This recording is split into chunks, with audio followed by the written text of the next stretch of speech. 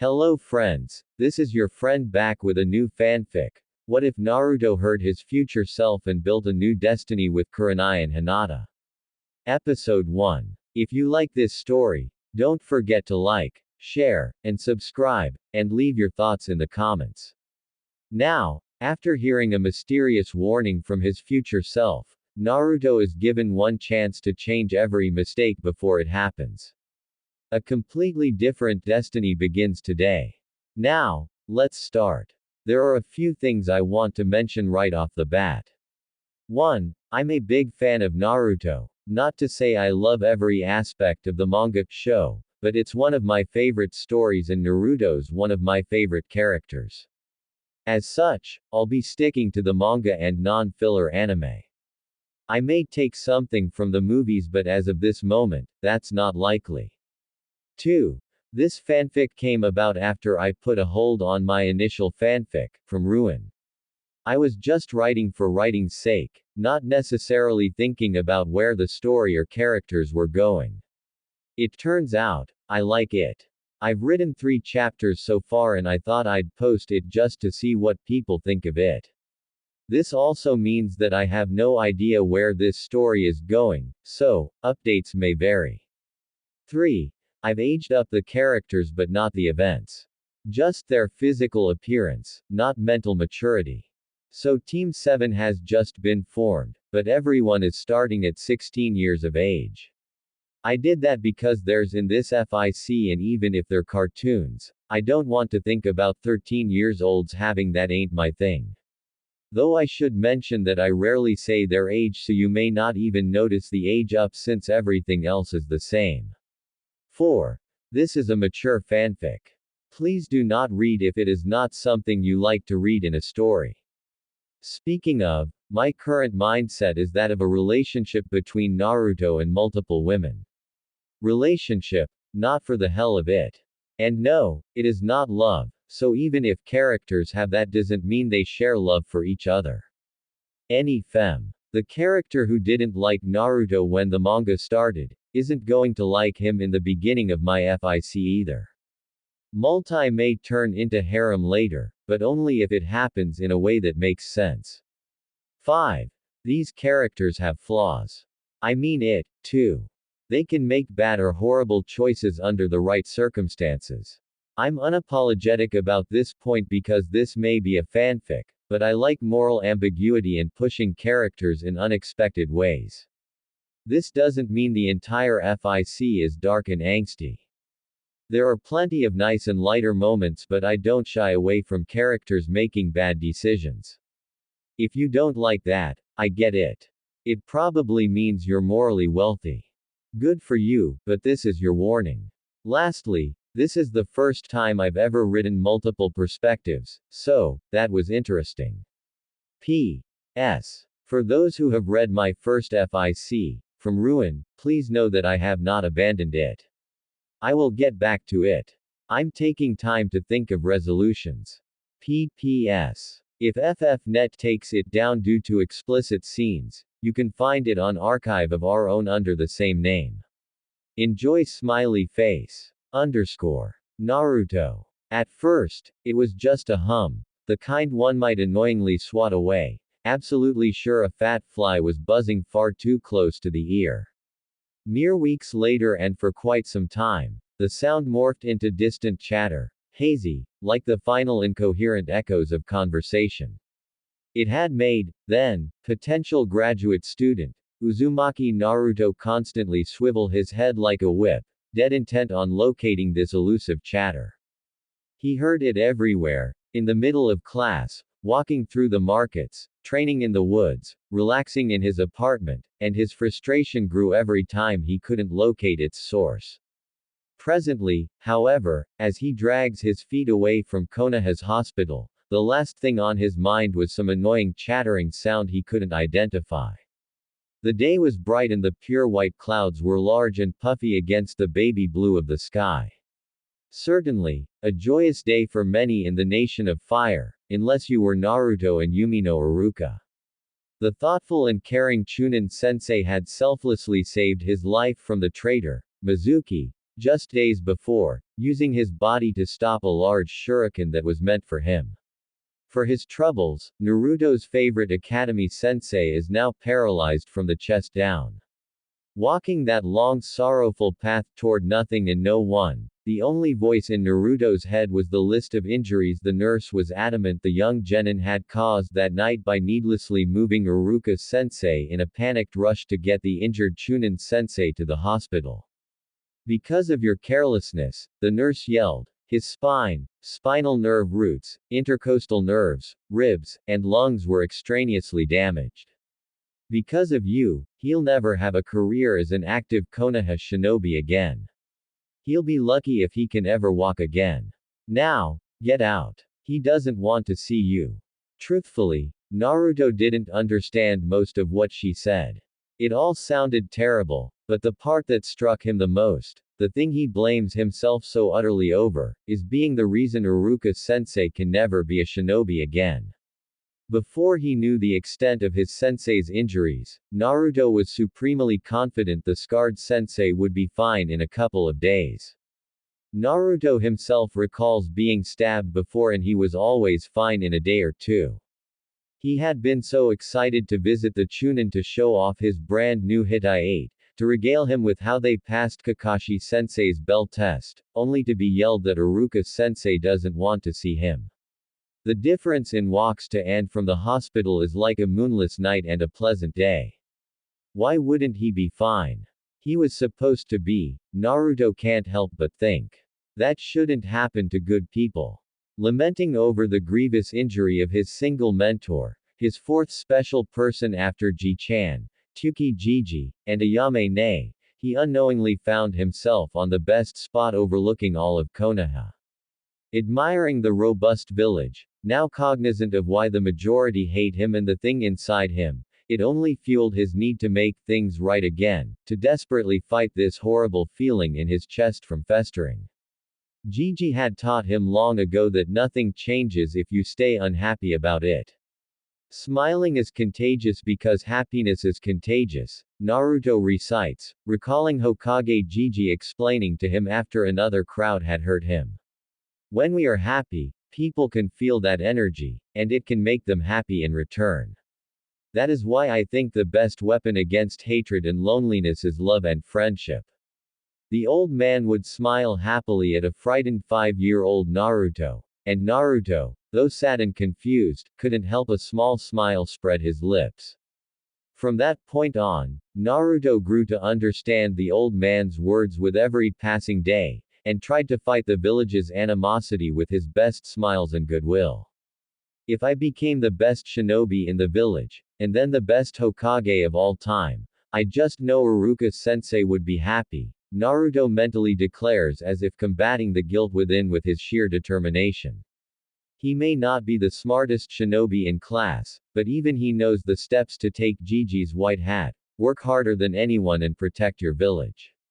I couldn't stop Mizuki Tem from hurting Iruka sensei, but I won't let anything bad happen to sensei again. I know it. Nah. Rut. Oh. Naruto whipped around, hopping on his feet, looking for whoever called his name. It was faint, wispy really, but he's certain he heard it. Hello. He cautiously calls. Who's there? There's no response. After a few seconds of silence, Naruto straightens up from his guarded stance. Confident it must have been his imagination, he hops off of the Yondaime's stone visage to train, to make Iruka sensei proud. Team 7's first meeting as an official Konoha squad isn't until next week, and with clenched fists, he's determined to be the best one in it. It won't be for nothing, Iruka sensei. Just you watch, he mentally pumps himself up as he dashes to his favorite training ground Ground 28. It's a small thing compared to the better newer training grounds, or the older revered ones nearer to the center of town, but it's less likely to have any shinobi already training in it. Using rotting, weathered targets hanging from various branches of several trees for his shuriken and kunai practice, he concentrates on attempting 6 simultaneous shuriken throws. He's gotten fairly good at throwing 2 shuriken per hand with decent accuracy, but 3 per hand is frustrating him to get right. As he's just about to release the spinning missiles, he hears it again. Naru. 2. It's louder, seizing his muscles for a split second and breaking his concentration, scattering his precious few throwing stars everywhere but on target. Ua, WH, who's there? Naruto yells out, searching desperately around, in shadows, in the canopy above or bushes below, extending his senses for any sound that's not of nature. Whoever it is better come out now or I swear I'll make you eat dirt. He adamantly yells with a pointed finger. No one comes out. It was silent, unnerving, and he was still and rigid for a solid 5 minutes. He nearly relaxed his guard when he heard it again. Oh you hear, Naruto begins to wonder if he's going crazy because it was starting to sound more like this unrecognizable male voice was in his head rather than somewhere around him where unrecognizable voices ought to be. Who? Naruto stammers, asking aloud but dreading a response, very much so dreading it. You bet. The voice said, and Naruto runs. Like a bolt out of a bow, he sprints full out with no real direction in mind other than away. How's that? The voice asks. That's better. I'm going crazy, I'm going crazy, I'm going crazy. Naruto mentally repeats, casually noticing the voice feels even clear despite sprinting away from it. Feeling nothing but adrenaline in his legs, he runs flat out, making the trees look like a blurry paste around him. You're going crazy, the young but deep voice states, interjecting his reply in Naruto's thoughts. Suddenly, Naruto ends his panicked sprint with a bit of a slide, ninja sandals ripping earth until he comes to a stop, shouting, "Wait a minute." Looking around the forest again, he asks, "Is this a prank? Are you Konohamaru? Sasuke Tem? Kakashi-sensei? Whoever it is, you better believe I won't rest until I get you back 10 times worse." It's not prank, the voice says. Though that'd be pretty awesome prank. Naruto groans in startling surprise, bringing up his fingernails to be nervously gnawed on by his teeth. This is genjutsu. Some kinda crazy illusion, trying to make me do something stupid, like steal women's panties or eat vegetables. I won't do it. This isn't genjutsu, Naruto, the voice says with a chuckle. Kami, it feels so weird calling you that. Why would that be weird, you weirdo? It's my name. How do you even know my name? Naruto tosses back strongly, walking around bushes and behind trees, doing his best to locate a physical person nearby who's responsible for this jutsu, and yet he finds no one. I know it's your name, the voice says, still seemingly sounding amused. Because it's also my name. But for a couple of skeptical blinks, his entire body freezes as his patience momentarily yields and reboots. This may be a wicked prank, but I'm still not falling for it. Naruto yells. I'm the one and only, future Hokage, Uzumaki Naruto. Now get out here so I can kick the crap out of you. Well, listen up, Uzumaki Naruto. The next Hokage, Naruto starts, lightly mocking the boy's use of his full name and aspiration. What I'm about to tell you is going to be hard to believe, but you and I share the same name because we're actually the same person. I'm you from the future. 2 more blinks at the unexpectedly ludicrous revelation and an exhale of admiration, and Naruto can't help but think with a small measure of respect, even I wouldn't have thought of a prank like that. Thanks, but since I'm you, technically you did, or will. No, I mean, this isn't a prank, the voice mentally replies to Naruto's thought. You can read my mind. Naruto calls out, nearly falling from the branch he was using to scale a tree in search of the hidden prankster. After regaining his balance, he hops to the ground, beginning to entertain the notion that there's no one to find because there was no one around. Oh, this is going to take a while. Time we don't have, the voice couldn't help but exhale. Look, I really am you from the future and I can prove it. You should be genin by this point, at least that's what I was aiming for. Your Jonin sensei is Hitaki Kakashi, and your teammates are Haruno Sakura-chan and Uchiha Sasuke. Bah. That doesn't prove anything, Naruto quickly retorts, still looking around. They announced it in class. Everyone heard. Fair enough, the young deeper voice concedes. How about something only you would know? Like the first time you had Ichiraku's ramen. You were 8 years old and Tsukijiji found you unconscious in the alley where he dumps his trash. You were scared but he was kind, and let you sit in his stand. Ayame-ne bandaged you up while Tsukijiji made you a bowl of pork and beef ramen. We knew instantly, outside of Ji-chan, he was one of the few safe adults in the village. And Ayame-ne was just as awesome. Who else could know that but us? Naruto doesn't respond for a few moments, absorbing the nature and the truth of the voice's accurate claims. He did meet Tsukijiji and his daughter when he was 8. The civilian adults stopped attacking him long before that, but teenage bullies were another matter entirely and would chase him down every time they spotted him. It's true no one would know what Tsukijiji and Ayame-ne did. Wait. Naruto sluggishly speculates aloud. They would know. Gigi and Ne-chan could have told you. I mean, I doubt they ever would, but fine, the voice states. We're low on time, so I'll name a few things quickly. Stuff only we know. You first developed the Waroke no Jutsu, sexy technique, because you noticed how girls are treated better and how much more attention they'd get. You found a box of barely legal and Rakunoichi magazines in the dump, peeped on girls in the bathhouses, and finished the jutsu in 6 months. Though wide-eyed in shock and red in the face, Naruto refutes nothing as the voice continues. You found your green goggles in the park by the academy. You stayed there for nearly 3 hours waiting to see if anyone would come back for them. When no one did, you kept it on your head in hopes someone might recognize them.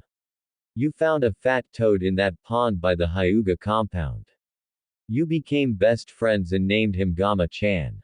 Naruto can hear the levity in his voice all but disappear when he continues. We were really sad when some of the Hyuga kids killed him. That was a hard month, but while you were scavenging the dump, you found a toad wallet that reminded you of Gama-chan and kept it. Your shinobi tools were mostly scavenged from corpses in Training Ground 44. Everything else in your apartment is a hand-me-down, clearance sale, or found in the dump because nearly all the shops in the village make you pay more. You sent a letter to yourself when you first learned how to write because you never got any mail and you wanted to know what it felt like. Okay, Naruto finally said, calling an end to the voice's rather depressing tirade of his life. Whatever, I still don't think you're me from the future, but I'll hear you out. Start by telling me how awesome I have become. How fast do I become Hokage? First, the voice interrupts, cutting off some of Naruto's excitement. You have to know I won't always be with you like this. Speaking to you like this isn't a constant thing. What I'm doing takes a lot of effort and concentration to keep up. I'll explain what that is next time. As we speak, it's getting harder and harder to stay, so until I can get a better handle on this, for now, I can only talk for minutes at a time, maybe 20 if I really try. Sounds complicated, Naruto grumbles.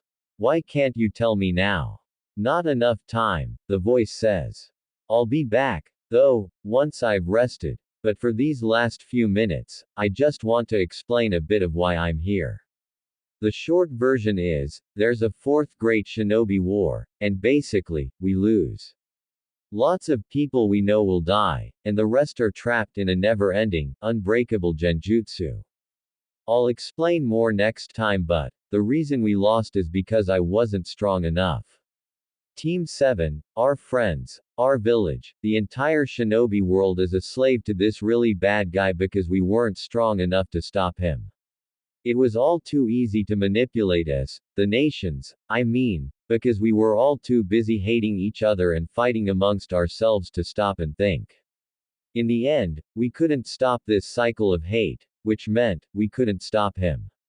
Are you serious? Naruto huffs with wide eyes.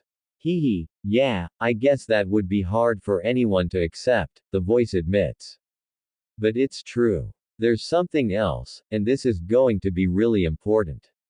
You already know Kage Bunshin, right? Quote. Yeah, Naruto slowly acknowledges. Good, the voice affirms. What you probably don't know, or won't know until years later for some odd reason, is that any knowledge or experience of your Bunshin experiences, you'll learn as well after it's dispelled. Try this, if you don't, believe me. Oi, Naru ni, you okay? Naruto asks uneasily, sensing the struggle in the voice's speech. I only have seconds, Naruni barely manages to get out. Make a Kage Bunshin. Make it talk to Chuki Jiji, or Uruka Sensei, somebody. Then, dispel it. You'll learn everything it learned. Quiet fills Naruto's expectation of further conversation. After several moments of silence, Naruto can't help but call out, Nay, Naru-ni. Naru-ni, are you still there? Other than the wind breezing through grass, leaves, and branches, and the birds singing, Naruto is met with silence. Head tilting to the side, Naruto scratches his smooth hairless chin, pondering everything that's happened. He questions the merits of this complicated prank, if he can even call it a prank. Humming inquisitively against the rustling sounds of blowing trees, he slowly reflects on the voice and how it knew things about him that no one else could know. Naruto was fairly sure if the voice continued, it would have only mentioned more anecdotes about his outcast of a life. So, it's either the most elaborate prank in the history of pranks, or meh. Naruto shrugs, forming the hand seals for the Kage Bunshin. He's always been a practical guy. Not that he wouldn't love the brains to think his way through problems, but the academy pointed out to him a long time ago he just wasn't smart enough for that kind of rational approach. What's more, he isn't really doing anything dangerous, or suspect, like how Mizuki tricked him into stealing the scroll of seals. Kage Bunshin no Jutsu. From a quickly evaporating puff of white smoke, 9 shadow clones of himself pop into existence. He said one, but whatever, Naruto mumbles, taking a commanding step in front of his troops. Alright, listen up. I want 3 of you to go, somewhere. Ah. 1 goes to Ayame-ne, 1 to Ji-chan, and 1 to Uruka-sensei. Break into his room if you have one. Just see him. You can dispel after that. With little more than a quick look between the 9, 3 immediately break off. How those 3 knew they were the ones, the original didn't know, nor care. What about us? 1 clone calls. The rest of you go to look for the shuriken I threw earlier. When you find one, leave it there and dispel. I guess I'll learn where it is. Yosh. The rest of the clones call, fists in the air, and Naruto watches them rush off to get to work, all the while shrinking a bit at what he's heard. It's not every day you're told the fate of the entire shinobi world rests on your shoulders, much less failed when it mattered. The lives of families, friends, strangers, ninjas, civilians, and everything in between somehow depend on him and he doesn't know why. Ji-chan is the strongest person he knows. Why wouldn't they rely on him instead? If for some absolutely insane reason, everything Naru-ni said turns out to be true, he can't help but compare it to Uruka-sensei. He failed to keep his sensei safe, even ended up hurting him worse in his great panic, and that was only one person. What Naru-ni is talking about is for the fate of everyone. Ji-chan, Tsuki Jiji, Ayame-ne, Uruka-sensei, Sakura-chan, maybe even the people that hate him. Naruto can't see how everyone could depend on him like that. Wouldn't he just fail to keep everyone safe as he had his favorite sensei? Naruto felt restless, like he's been sitting for too long and itching to get up. All these questions he has no answers for is making him doubt himself. This has to be a prank.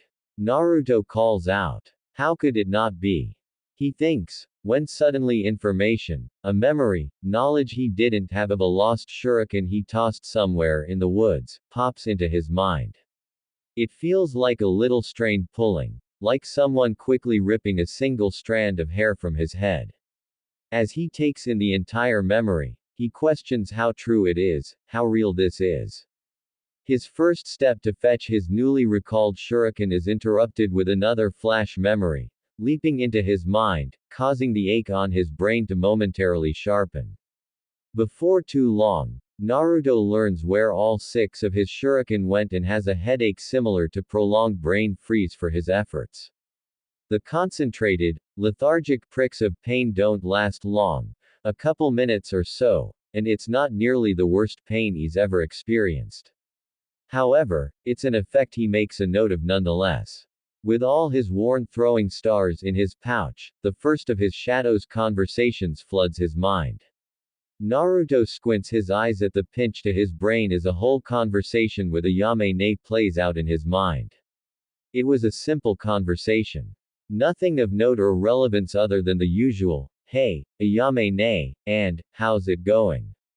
Though she had finished their short conversation with a phrase she's often directed at him. "Nothing but the freshest ingredients for our favorite customer." No sooner had he thought that sounds just like her, did another memory materialize in his mind. He was in the Hokage Tower. He tried to see Ji-chan but his secretary had informed him that the Hokage was in a council meeting. That should be easy to double-check, Naruto says to himself. Whether the voice knew about the meeting or not didn't matter. He himself didn't know about the meeting, so if there is, in fact, a meeting, the voice will have told him something about this jutsu that neither Kakashi-sensei or Ji-chan informed him of. He's not angry with them, but he certainly doesn't understand why they wouldn't mention this neat little trick. If he wasn't a serious shinobi of the leaf, he would certainly be planning the biggest chronicle of pranks for the year. The final memory he received on the path home. It was a hurried memory. His clone had been found trying to get past the entrance, and they chased after him. The majority of the staff may be talented in saving lives, but he's been chased for most of his life. He managed to hold them off until he finally found Iruka-sensei. He was asleep, propped up on his bed with at least 5 pillows and a harness around his torso, keeping him up. It was the last image before his clone ended its existence, but it was enough consolation just to see Iruka-sensei. He didn't look great, mentally Naruto admits, and if he were honest with himself, he's having a hard time keeping the guilt from assuming control. So much so, in fact, he stops his journey back home in favor of returning to Training Ground 28 to continue training. He may or may not have spoken to his future self. He may or may not have been duped, but he wasn't going to waste any time on his path to get stronger. If everything Naruni said turns out to actually be true, he will not fail again, just like he won't fail Iruka-sensei again. Kurenai. Thank you very much for granting me audience, Hyuga Dono, Kurenai clearly and evenly tells the Hyuga clan head, her palms placed daintily on the floor in an upside-down V as she bows her head respectfully. The large receiving chamber in the main branch's home of the Hyuga compound was as traditional as every other resident on the large property. Despite the antiquated style of the sitting room, the hardwood furnishing, the tatami mats, the gold and silver trim lining the beams, counters, and zaisu, was immaculate. It gave the impression of wealth within tradition. The sliding doors were closed for privacy, and despite there being no windows, the well-lit room was not stuffy. Hyuga Hiyashi sat rigid, kneeling on an elevated platform ahead of the bowing kunoichi, while Kurenai sat kneeling 10 paces away, her lush ebony hair flowering the sides of her bowed head. Such deference to a man that wasn't her Hokage was unfavorable to her, but sadly unavoidable. The beautiful kunoichi was taught well and studied hard. Though coming from very little, she had unassailable drive, a drive to make her father proud, a drive to prove her mother wrong, a drive to exalt the reverence of Konoha's will of fire. She worked hard to be the best genjutsu master in all of Konohagakure, as much for herself as for her deceased father, but what made her most proud is that every ounce of hard-earned skill and knowledge gained is in profound service for future generations. Their distinguished gains as shinobi of the leaf is her greatest honor. In mind, body, and soul, her goal is to help the youths in her charge in any and every way she can, so they might pass on their will of fire to the students in their time. Determined, Kurenai knew she needed to be respectful to Hyuga Hayashi for her goal, far more than she would otherwise be. In truth, she doesn't approve of the Hyuga system, but for her charge, she'll bow and give reverence to the arrogant slave owner, even if she'd much rather trap him in a hellish never-ending nightmare for the rest of his miserable life. You've declared this meeting was in regard to Hinata, Hayashi stated in a deep, belittling tone nearly to the point of offensive. Speak. The man had little eyes of steel, the kind that would express the same amount of emotion to an infant as an enemy. He peered over her, exhuming nothing but vain misogynistic pride. Now that he's spoken to her, Kurenai raises her head to meet his brass gaze and address him. As you are no doubt aware, I am your daughter's Jonin-sensei. You are not who I would have chosen were I given the honor of petitioning for recommendations, Hayashi easily explained, as if his callous judgment on the choice of his daughter's sensei was beneficial to how Kurenai viewed herself. For her part, Kurenai didn't betray her ultimate goal for the growing ire toward the Hyuga head. Instead, she continued as if no insult was given. It is because of my inexperience that I wished to speak with you. That is why I've also spoken with the Aburame and Inazuka clans. Continue, Hiyashi commanded like he would another of his servants. Putting great effort in keeping her face neutral of any animosity swirling within her ample bosom, Kurenai continues, no less bothered than by a sunny day. I would not wish to violate any clan's laws, inadvertent or not, as I educate your heir. If there are any subject matters with regard to confidential Hyuga affairs you would prefer I avoid, I'd like to be aware of those boundaries beforehand so I can make the appropriate adjustments to my training regiment. I would also be grateful for any input you can offer me with regard to Hinata-san's training thus far and your hopes for her future progress. I wish to make up for any lack of experience with a great amount of preparation, determination, and humility should outside counsel be helpful. I see, the Hyuga head states with spiritless interest. Your willingness to make up for your shortcomings is admirable, no doubt serving you well in your short career, however, it is unnecessary and a waste of your efforts. A twitch of the skin between her brows is the only indication that she's taken aback by his words. May I inquire as to why that is? I have no doubt you'll soon learn Hinata has no talent as a kunoichi and is sorely lacking as the heiress to the Hyuga clan, Hayashi easily answers the beautiful Jonin-sensei. As a veteran shinobi and her father I can say, with regret, Hinata is a disappointment as a daughter, an heir to our great clan, and as you'll soon learn, as a kunoichi. I offer you words of caution, as a token for the appropriate respect shown here. Conserve your time, skill, and effort where my daughter is concerned. Save your consideration for the students who have a real need for it. Before the death of Kurenai's father in the Kyubi attack, he instilled in her the foundation of her every decision, her every act, her every ambition draws strength from. Kurenai believes that the will of fire passed along to the rising youths of today is more vital to the village than the role of Hokage. After all, the Hokage is only one man. The will of fire is an immortal ideal that's lived on from generation to generation since the founding of the village.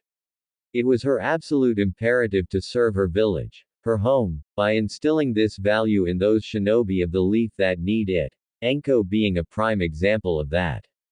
When everyone else shunned her, feared her, revealed her very name for her association with Orochimaru, Kurenai extended a friendly hand and honest friendship. A decision she's been happy with every day since. For the Hyuga clan to disregard his own flesh and blood, and disrespect the future of this village to such an extent, Kurenai had to bite the inside of her red lips hard enough to draw blood to keep from losing decorum and failing her mission. She still had a need for formal civility, and more than anything, she wouldn't allow him his way. I understand your position, Hyuga Dono. Kurenai starts evenly if not slightly more sweetly than earlier. However, I've had the opportunity to witness her abilities and I am confident she can make a great addition to Konoha's forces. I am most grateful and honored for your advice, however, I have faith that Hinata-san will flourish in the future as a kunoichi, and if I may be so bold, as the Hyuga clan's heir. Your confidence gives me pause for concern, the pompous clan head drolls. If you've indeed witnessed Hinata's skill level and still claim that she will make a fine kunoichi of the leaf, then I question your competence. Hanabi has defeated her in every exchange. Not only does Hinata lack the acumen to master our clan's techniques and fighting style, but she has no resolve, no tenacity. Her spine is weak and her mind brittle. How the arrogant, high-born scum can say that about his firstborn daughter with a straight face, Kurenai will never know, nor care to understand. It's very clear to her that this man has given up on Hinata's future. From everything she's heard, what she's been told, as well as watching Hinata herself, Kurenai certainly expected a domineering figure, imposing in his reproachful role as a founding clan of the village, but this goes far beyond Hinata's timid selflessness. Kurenai would bet everything she owns that this man hates his daughter, or at the very least, holds a deep grudge against her. She's certain there's a reason, an explanation of sorts, but at the moment, the why isn't important. Her decision is clear. She must take Hinata away from this man's clear psychological abuse if Hinata ever has a chance of reaching her potential and gaining her will of fire. Soon, Hanabi will enter the academy, and exemplify the true strength of the Hyuga clan, Hiyashi proudly states with even a hint of affection. As for your request, Hinata is capable enough to keep clan affairs to herself. You need no summary of her training thus far. It will not change her grade nor her fate.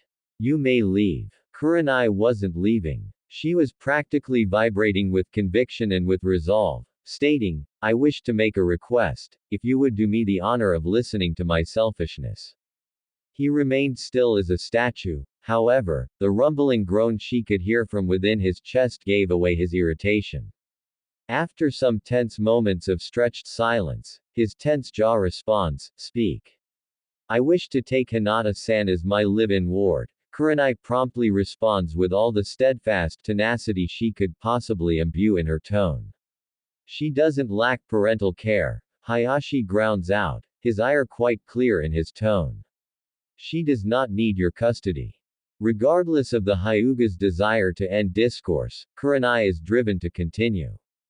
His father taught her to fight hard when it matters, as he did when the village was attacked by that detestable demon, so too will she be against this one. I do not ask to foster her as a parentless child, but to develop her capabilities and confidence in our shared profession as shinobi of Konohagakure. I firmly believe she is still more than capable of improvement and I have great faith she can make her clan and village proud. She may have put too much emphasis on can, but maybe he needs to hear Hinata is not beyond hope as much as she needs to hear it, that there is somebody in this village who believes in her. And Kurenai is going to make sure Hinata knows she has all the support she needs in her sensei. As her sensei, Kurenai continued. It would be unsatisfactory if I could not perform the duties requested of me by our Hokage to the best of my ability and raise a valuable kunoichi for our great village. Enough. Hiyashi bellows, certainly hearing his own failings in her own doctrine. Kurenai flinches at the boom of his voice, slightly jerking her head and lush dark locks to the right. It's not that she was scared or startled by the man's outburst. Quite the opposite in fact. She saw an opportunity, a strategy only women can employ. It's been her daily experience that men find her attractive, even among other beautiful women, and unbeknown to most men in the village, they are beguiled or pacified by her charms. In this case, her flinch and slight jerk bounced the buoyancy of her ample, showing a full view of exposed cream-colored cleavage he could easily view from his elevated position. She can already see him calming down, but does not smile, lest he feels mocked for his gender. Even if the little show didn't outright lure him from his convictions, it assisted enough as he continued. You dare presume I've failed in my duties as clan head and as her father. I will not hear it. I know what is right for this clan along with this village. For you to say otherwise is an egregious offense to the Hittite you wear over your brow. I do not presume anything of the sort, Kurenai calmly returns, thinking how much worse his response could have been. I only wish to suggest a perspective not previously available. Consider, Hinata may respond more advantageously under the guidance of another kunoichi. As a woman, I may better understand her mindset, her needs, and address them to the benefit of her growth. The seconds tick on in silence. Kurenai is certain the pompous man is weighing his options against his disinterest against his public image. That's exactly the position Kurenai wanted to back him in. If she's truly too far gone and he's given up on her, then her request shouldn't matter. And should he deny her request, it's more clear than ever how much contempt he holds for her. Furthermore, the Hyuga's image could not possibly appear weak. The Hyuga are too proud to accept any outside assistance with one of their members, much less the heiress. She's fortunate that's not an issue here since Kurenai is already her assigned sensei. The tense silence seems to stretch on forever until Hiyashi finally addresses her. You play a dangerous game, Yuhi-san.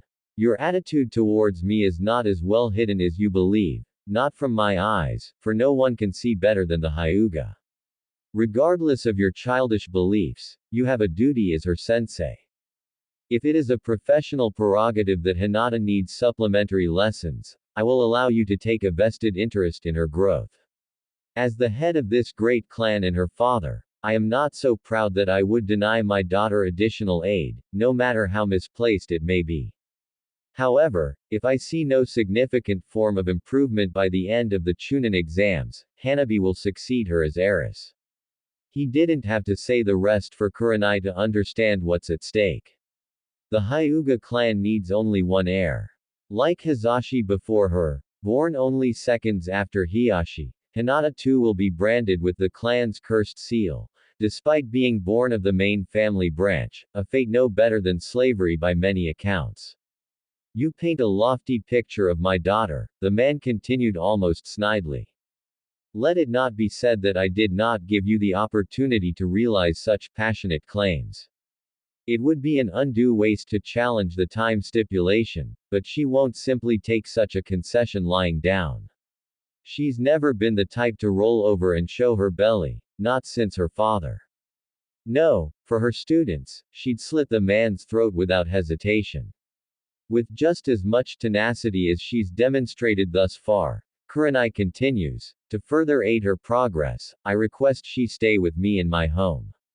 It is a simple 3-bedroom home in the Shinobi district with all the amenities necessary for training.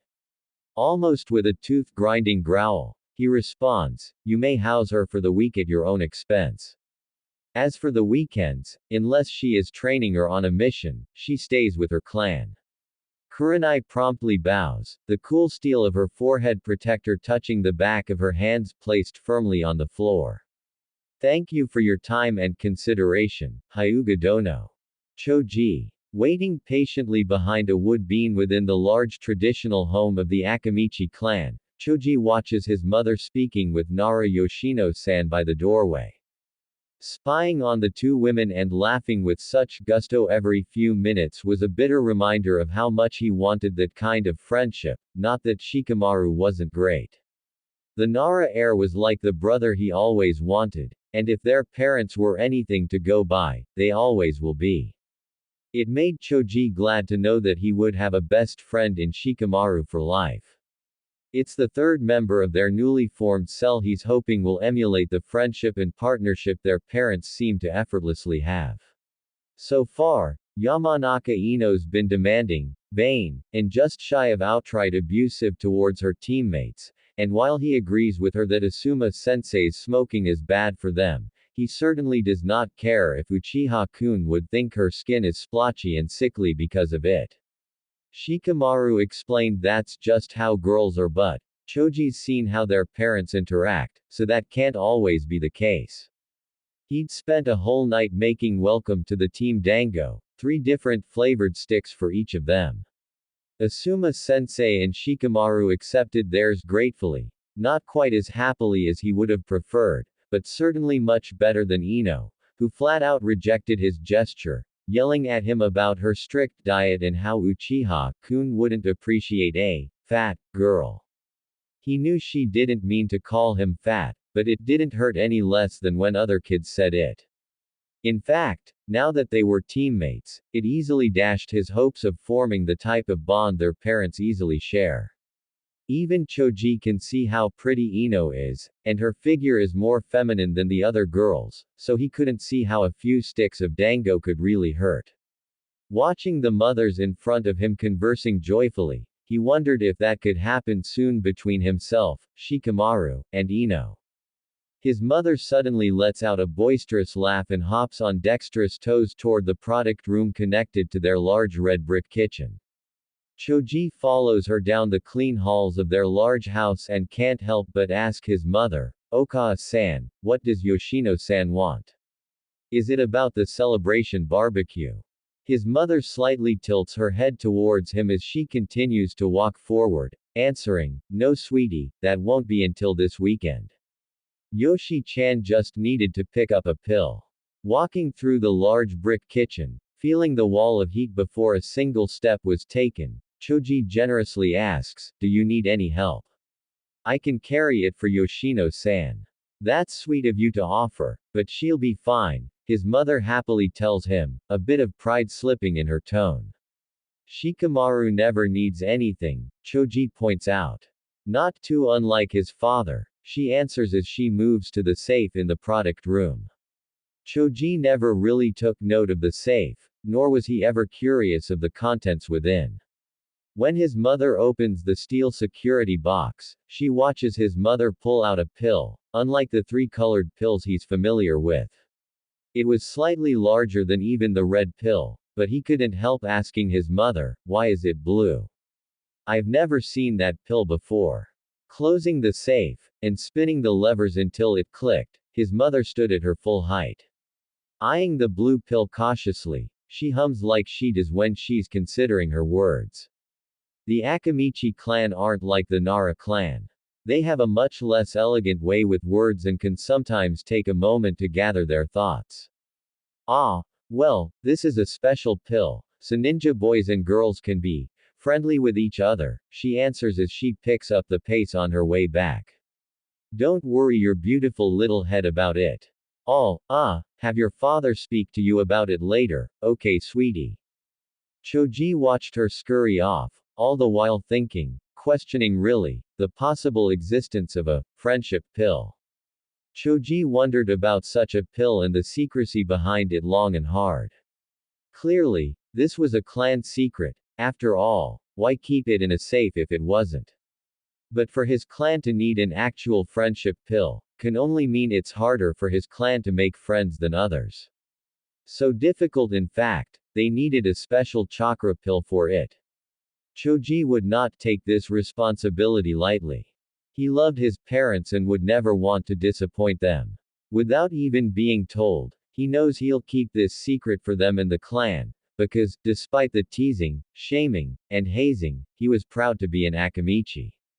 With designs slowly forming in his mind, he looks for a post-lunch, pre-dinner snack, as he considers the details of how this might help his newly formed team. It didn't take long for Naruto to utilize his clones in his training. He was repeatedly knocked flat on his back by them, however, since he would spar with no less than 3 clones at a time. It was impossible to fight off an uncoordinated taijutsu attack by 3 clones no matter how little technique and strategy they used, so he hit the floor often, but Naruto didn't have it in him to give up here, not with so much on the line. He hadn't made any progress all afternoon, as all three clones looked down on him relatively clean and amused. It annoyed him, but he wouldn't have it any other way. It was the voice, Naru ni for lack of a better name, that helped finally knock one of his clones on their back. Facing off against the clone in front of him, doing his best to match, block, or parry strikes, but leaving his back wide open to attack, he hears a, "Hey," that seemed to be behind him. Naruto blocks the clone in front with a tense forearm, while sending a blind kick behind him. At the solid contact, Naruto counters the clone in front of him in a grapple before dispersing all three clones. Naru ni. Naruto calls out slightly out of breath to his surroundings, before recalling that the voice is in his head. Still, to the energetic blonde, it feels far more normal talking aloud than it does thinking conversation between himself and his future self. You back. Haha, Naru ni, huh. The voice in his head laughs. Now that Naruto hears it, the voice's voice does ring fairly close to his own. It's deeper, more mature, yet with a hint of playfulness. So I take it you believe me. Nope, Naruto flat out states. But I don't think you want to hurt me, and I wanna know more jutsu and stuff. So, what else ya got? Haha, I can get behind that, Naru ni remarks, no less amused. We don't have a lot of time, so I'll explain your training first. After that, if there's enough time, I'll tell you more about what happened. MNHMN, Naruto sounds in complete approval. This is going to be sweet. I can't wait to burn Sasuke Tem to a crisp with fire jutsu. The look on his face, Naruto calls out laughing at the prankster's vivid imagination. Huh, I can almost see it, Naru ni comments. Well, listen up because every second counts. Hi. Naruto yells enthusiastically. The most important thing you'll ever learn is chakra control, Naru ni asserts. Now before you start complaining, you need to understand that this is like the backbone of every awesome jutsu you use. Think about ramen without the delicious broth, it's like that. Kakashi-sensei is going to teach you chakra control in, let's see, have you guys started your first D-rank mission yet? No, Naruto answers. After we pass the bell test, he said we'll start in a week, so MNN, quickly checking his fingers, 6 days from now. Then he won't actually start teaching you guys chakra control for a little over 2 months, Naru ni states with an annoyed huff. This is vital stuff, man. Now that I think about it, Kakashi-sensei should have known you could learn this a lot faster than Sasuke. Really? Naruto yells boisterously. Hey, now, I may not be using my ears to hear you but that still hurts. Sheshesh. Sorry, Naruto returns. We're going to be using a training method a lot of other shinobi don't try because they either don't have the chakra reserves for it, or they die. Naruto's neck stiffens and his eyebrows shoot up as Naru ni continues. The reason why it'll be okay for us is because we have large reserves, and on top of that, we heal really fast, so our brain won't pop. Naruto lets out a sigh of relief and Naru ni continues to explain. Yash, are you near a tree? At Naru ni's behest, they move to a secluded spot deeper in the forest to train as the future Naruto explains the idea behind chakra control and how he can learn tree walking faster than anyone due to his Kage Bunshin. Well, not everyone, he corrects himself. Sakura-chan got it on her first try. She's got scary good chakra control. Alright Sakura-chan, Naruto bellows, taking a break as his clones kept trying to climb the tree, with very little success. I always knew she was special. She even beat the theme. Yeah, she's got the best chakra control out of all of us, Naru ni fondly replies before seriously stating, you know, we're going to have to help her out. She may have wicked chakra control but her reserves are pretty low, and more than that, she told me a bunch of times how she wished she trained more seriously when she was younger. Yash. Naruto quickly agrees with him. This is going to be great. When she sees how much stronger I am, she's definitely going to forget about that time and go on a date with me. I'm fired up. I don't think we can help her like that, Naruni sadly tells the blonde boy. Huh. Why not? Naruto can only tilt his head up since technically there's no one to turn to. Answer me this, who does Sakura love right now? TCH. Naruto spits his answer, both of them acutely aware of the black-haired, self-proclaimed, Avenger. That's only because she doesn't know any better. Whether she has good reasons or not, it's still her choice to make. Just like no one can tell you who to love, no one can tell her who to love, Naruni slowly expresses. But that's not fair, Naruto calls out. He doesn't even like her. All throughout the academy, he barely looked at her. How can she be okay with that? He thinks he's so much better than everyone because he's an Uchiha and a little better at some things, but he's not. Listen, Naruto, I want to ask you something else and I want you to answer me honestly, Naruni maintains. Do you love Sakura-chan? Damn right I do. The boy quickly answers without a moment's hesitation. She's the best and the smartest, and even though she's not from a ninja clan, that didn't stop her from being the top kunoichi in our class. What's her favorite color? Naruni asks, pulling Naruto up short. When he couldn't answer, Naruni continued, I guarantee you it's whatever color Sasuke likes. Her favorite food is probably whatever Sasuke likes. From her style to what she eats, everything about what she does has Sasuke in mind. Naruto turns contemplative and uncharacteristically silent. They both are, but Naruni is the first one to grow anxious enough to ask, you still there? MNN. Why are you telling me this? Naruto whines. It's really bumming me out here. Sorry, Naruni sympathetically expresses. But the reason why I asked if you love her was because I already know you do. Then why? Naruto interrupts but is quickly interrupted himself. Because I'm going to ask you to do something you won't like but will be better for her. Huh. He tilts his head, lost as to what he means. Naruto, I want you to love her enough to help her get strong rather than trying to impress her to be your girlfriend or go on dates.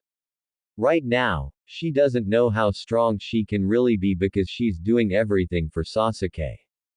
It's like trying to study when you can only think about ramen.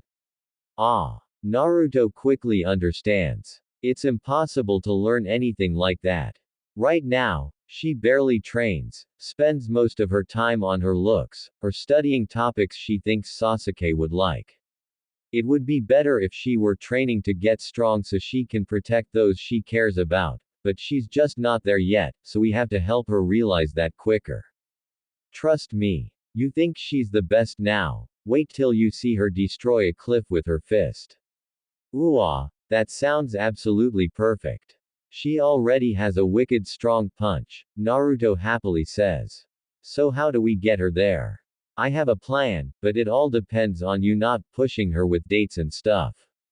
I know that'll be hard since we've always loved Sakura-chan, but I promise you it's going to make her better. And later, when you see how proud she is of how awesome she is, you'll be happy you did this for her. If it's for Sakura-chan, I think I can do it, Naruto confidently states. If it'll make her strong, I'll do anything. Hell yeah we will, the voice eagerly agrees. Alright, now let's get back to training. We have a long way to go and I don't have much time left. Can you at least tell me how you're talking to me in the future? Naruto asks. You believe me now? Naruni jokingly asks. No. I just want to hear your explanation, is all, Naruto slowly reasons. Fine, but remember to keep this to yourself, Naruni ardently suggests. You go telling people you're talking to a voice in your head that's from the future. They'll call you crazy and commit you to the insane ward, if you're lucky. Got it, Naruto nods apprehensively. They probably wouldn't believe me anyway. Well, remember the unbreakable genjutsu I mentioned before? Naruni asks, to which Naruto tilts his head to try and recall. You know, the one that has everyone trapped. It's called Infinite Tsukuyomi and it enslaves everyone in the entire world in a dream state, feeding off their chakra. Naruto's face crunches as if asking something horrible before asking, so why aren't you trapped in the genjutsu too? It's not enough to close your eyes or cover your ears. If your body receives any sensory information, sight, sound, touch, taste, smell, then that illusion has you.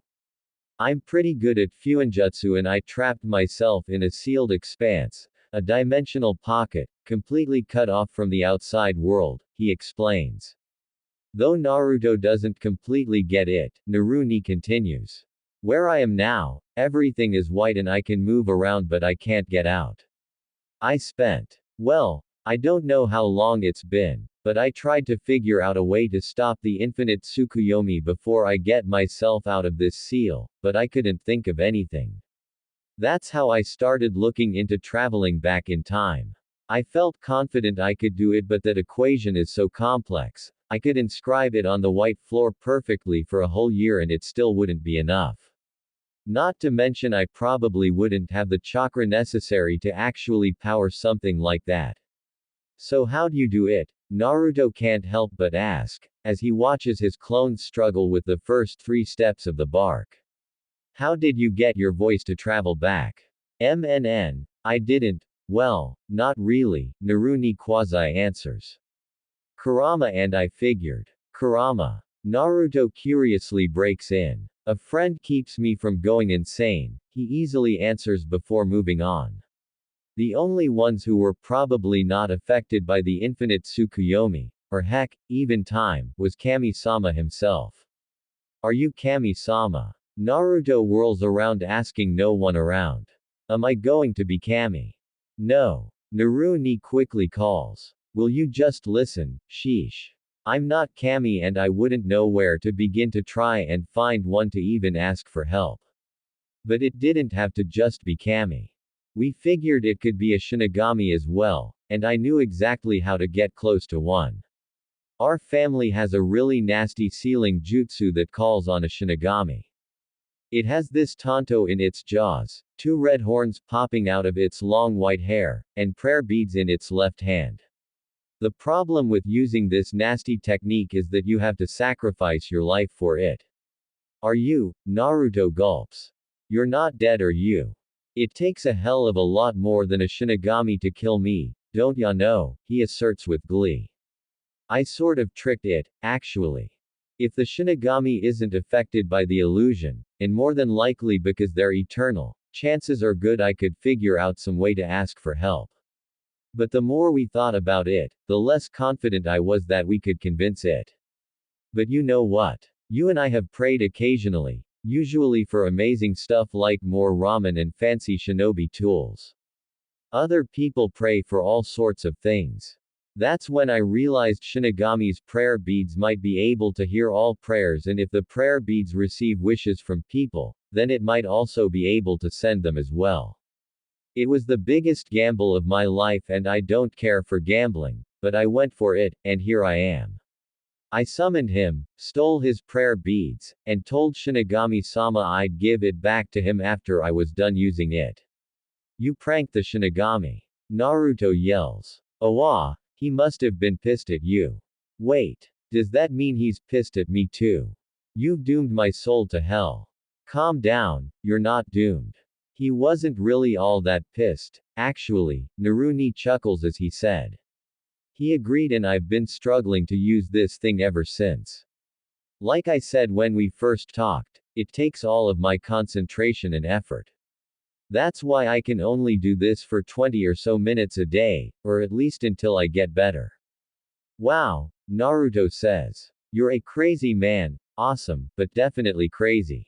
Thanks, but for my loved ones, I'll fight anybody. Hell yeah, Naruto calls with a clenched fist. Yosh. Let's master tree walking, Naruni challenges good-naturedly. I'm thinking we can get to water walking before you meet Team 7 next week. By day's end and several hours into the night, Naruto lay panting, sweat soaked through his favorite blue and bright orange jumpsuit, with a splitting headache, but he was making progress. He and his 10 clones can already make it halfway up a tree before they exert too much chakra and are blown off. After dispelling his first clone, a day's worth of training nearly knocked him out, easily getting the headache started. By the fifth, for some reason, his mind felt strained, hollow-like, and chalky. After dispelling the final clone, he had a pounding headache, his bones felt hotter than the surrounding muscle, and his overtaxed chakra, for lack of a better word, felt like it was choking to move. He needed to rest before he could make his way home. Even the way the night wind pulled at his hair hurt, but the pain cascading throughout his body was worth it, not that he expected it to last much longer. Injuries never seemed to last long with him. Despite the labored breath of his comatose body, he felt happy. This was hard work. It's days like this that are the currency he needs to make his dreams of being the greatest Hokage ever come true. He just knew it. Tomorrow he will train even harder. Naruni will tell him more about his plan for Sakura-chan, and he'll be water walking by next week. Sakura. Sakura was leaving one of the vendors her father's trade caravan is closely affiliated with, carrying her prize securely in her grasp. So precious was this treasure, she couldn't risk leaving it in her bag. It will remain in her protective hands the entire walk home. Sakura was euphoric as she realizes nothing could stop her in her quest now, not with this absolute treasure. Armed with this fragrant weapon, she was sure to reach Sasuke-kun's heart now. Sakura wasn't from a wealthy home and certainly didn't own property like many of the clans in the village, but her father came across all sorts of valuable items traveling through his trade routes, and her mother always ensured some form of commission for their family from her seat on the civilian council. Her father came across the latest silks, tools, wardrobe, and other odds and ends he finds throughout the country, and now, clutched in her strong grip, the most sought-after bottle of perfume in all the elemental nations. Every kunoichi or civilian girl with a man in her pure heart has read about its amorous properties in one or all the beauty magazines. It's the nearest to a guarantee a budding girl with prospects of love in her heart could have, and it was all mine. And if Kami-sama hasn't smiled down wonders on her enough, walking towards her now is none other than her eternal rival and strongest competitor for Sasuke's affection, the only girl who doesn't seem to know when she's lost. Well, would you look at that, the platinum blonde with pupil-less blue eyes starts mocking. Wonders never cease. Somehow all the flies in the village manage to avoid hitting that gigantic forehead of yours, Ino hurtles. Shooting stars happen less often than that. Sakura was impervious today. The platinum blonde's biting jab did nothing against the strength of her alluring weapon. Sakura allows a wide mischievous grin to spread her cheeks till they hurt, actually causing the beautiful blonde to become cautious. Slowly, and quite deliberately, Sakura raises the incredibly distinctive, highly sought-after expensive bottle of perfume with the showmanship of her delicate hand. It was a tiny thing she could easily hold between her thumb and index fingers, but the effect was as immediate as it was glorious. Ino knew instantly what the pink-haired girl had, and while Sakura is quite sure the Yamanaka clan have far more in their coffers than they need to purchase in a bottle, she doubted their clan head, her father, would shell out such an unreasonable amount of ryo for such a small bottle of liquid gold, especially when its only purpose is to make his daughter more attractive to boys. Ino turns irate, before denial mars her beautiful face, then becomes angry again. Before Ino can even utter a syllable of righteous indignation, Sakura starts laughing heartily as she walks triumphantly past her arch-rival. Sakura didn't have to speak, her weapon was that strong and this battle was won. It's Sakura's victory. Enjoy it while it lasts. Sakura hears the platinum blonde beauty yell at her through the busy market street. I'll get an even better bottle.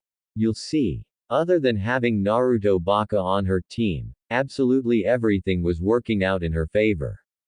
Sakura hadn't seen Sasuke-kun since they passed Kakashi-sensei's bell test last week, so she was more than looking forward to seeing the perfection of his beautiful face and the amazement of his kami-given ninja talent tomorrow.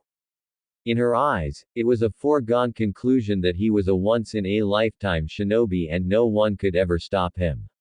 She just had to make sure she looked perfect for him. After the tragedy he's been through, it's what he deserves after all. Eagerly running home, she couldn't wait until tomorrow. She absolutely needed to prepare, and the more time she had, the better the results will be. She had thought to spend some time training and honing her skills. After all, she was the top kunoichi of their class, but one look at her hair and she knew it didn't shine quite as vibrant as she knew Sasuke would like. One look at her nails, and though her profession as a kunoichi kept her from adding any color to them, she could still make sure they were perfectly manicured. Not that she knew if Sasuke liked properly maintained fingernails, but she couldn't risk disappointing him if it indeed mattered. Add to all of that, her new premium fragrance in hand, and there was no way he could ignore her tomorrow. Naruto. D-rank missions, Naruto mentally tells Naruni. Last week flew by in a hurried blur of training, strength training, eating ramen, hurting all over, sleeping, training some more, then repeat, repeat, repeat. It was the hardest week of training Naruto had ever experienced in his life, more so than his entire 6 years in the academy. It wasn't to say that he didn't try as hard in his school days, but the bits of progress he was making under Naruni was different from the scraps he could scrounge together from a hard-hearted sensei who didn't seem to care about his education in the least. In his youth, when his school texts were stolen, they would never give him another one. When he didn't understand something, the senseis were always too busy to help him. He was even banned from the library. If Naruni ever turned out to be a fake, Naruto couldn't see himself becoming terribly upset about it. Naruni was teaching him in earnest, even if it was for only 20 to 30 minutes a day. The training was even tailor-made for him. Every day of the past week he spent most of the morning, when he managed to wake up before noon, practicing his taijutsu against 3 to 4 clones, as another 4 or 5 would be practicing chakra control. After he managed tree walking, he had 4 days to master water walking, and though it was much harder, by the end of last night's training, he and his clones were lightly jogging on the small lake in Training Ground 3. Soon after the throbbing head pain of dispelling his clones abated, he was giddy the entire trek back to his apartment. Naruni pushed him, not cruelly but because he cared, and it was worth it. Even when Naruni was resting from using the prayer beads and couldn't coach him, Naruto gave it his all. He may not have experienced the things his older counterpart had, but thinking about Iruka-sensei, it wasn't hard to imagine. By the end of the week, Naruto definitely believed Naruni. He believed that this was his future self talking to him, training him, as well as the story he told. It also meant that something stronger than even his future self would be coming in a few years, and he absolutely needed to be the one to stop it. It wasn't all doom, however. Naruni would tell him other interesting things, how he has really high chakra reserves, tenketsu points that were larger than normal, followed promptly by what tenketsu's points are, his elemental affinity type and how it's used. As a physical learner, Naruto has yet to fully grasp most of the information explained to him, but Naruni doesn't seem to have a problem repeating something or trying to make it easier to understand. Yeah, I wasn't a fan, at all. Naruni responded. How long are we supposed to do D ranks for? Naruto mentally asks him as he and the rest of Team 7 exit the Hokage Tower. A heck of a lot longer than you'll like, the older version answers. Have you been dismissed yet? Tilting his head to look at his Jonin-sensei reading his little orange book, Naruto mentally answers, nearly. Don't forget the plan, Naruni maintains. I won't, Naruto sternly declares. If it involves tricking people, I'm pretty good at that. Though, usually it's to get back at someone or make myself laugh. Now we use that talent for a little bit of good, Naruni happily asserts. Yeah, Naruto groans, unhappily about the plan, and physically shrugging. Hey, How come you didn't tell me Kakashi-sensei was going to be 3 hours late? Ha ha ha, Naruto heard Naruni laugh. That's not cool, man. Naruto yells at him, looking and pointing upward. Nah, Naruto. Kakashi calls curiously. What's not cool? And who are you talking to? Naruto whirled around in panic before quickly trying to school his features, failing miserably at it. Aha! Well, I only meant, if we're done for the day, that stupid cat scratched us up pretty good, right? Sasuke and Naruto did most of the engagement, while Kakashi coordinated, and Sakura provided support. But since Sasuke doesn't heal as fast as Naruto, Sasuke was the only one with plenty of red claw marks on his arms and face. I'm going to shave that stupid cat's hair off and skin him alive, Sakura angrily announces. No one does that to Sasuke-kun and gets away with it. Nah, I was scratched too, Sakura-chan, Naruto weakly offers. So, she hurls back at the blonde before moving to Sasuke's side. I think we're done for the day, Kakashi tells his team. You all did fine work. We'll meet tomorrow by the bridge, at 7 am. Don't be late. That goes double for you. Naruto yells at his sensei, but Kakashi has already shinshined away. Don't worry, I got something you can do while you wait, Naruni tells his younger self. And it's totally going to blow his mind when he sees it. Cool. Naruto responds, almost missing Sakura, asking Sasuke if he wanted to train, or eat, or take a stroll, or shop together, all of which he ignored with a barely concealed scowl as he started walking toward his home. Sakura stood deflated, sniffing her wrists, asking herself, maybe I didn't use enough. Besides smelling really nice, and admiring her long pretty pink hair, Naruto didn't know what to make of her efforts in relation to what he was prepared to do for her. It's not every day you give up the girl of your dreams so she can grow strong, and in exchange for your sacrifice, she likely ends up with another man. It's a lopsided sinking feeling that drags his feet and slumps his shoulder, but he wanted, more than anything, for her to be happy and strong, and Naruni did tell him they'd be really good friends in the future and even better teammates, so that was a positive in his book. Nay, Sakura-chan, Naruto starts but is quickly interrupted by an ill-tempered Sakura. If you even think of asking me out on a date, I'll hit you so hard you'll land on the other side of the village. Sakura's murderous green eyes and lethal tone made Naruto take a cautious step back, putting his palms up to show he's not a threat. She spins around to head home when Naruni tells him, I know it's hard, but remember, you're doing this for her, for the girl we both love. Taking a moment to gather up some courage, he runs after her, calling out, Sakura-chan. She hadn't gotten very far, but as she turned to the call of her name, she's already raising a fist to carry through on her threat. Wait, I'm not trying to ask you out. Her fist still up and clearly in a bad mood, she hollers back, then what? Splitting his attention between her clenched fist and her beautiful green eyes, he nervously answers, I want to help you.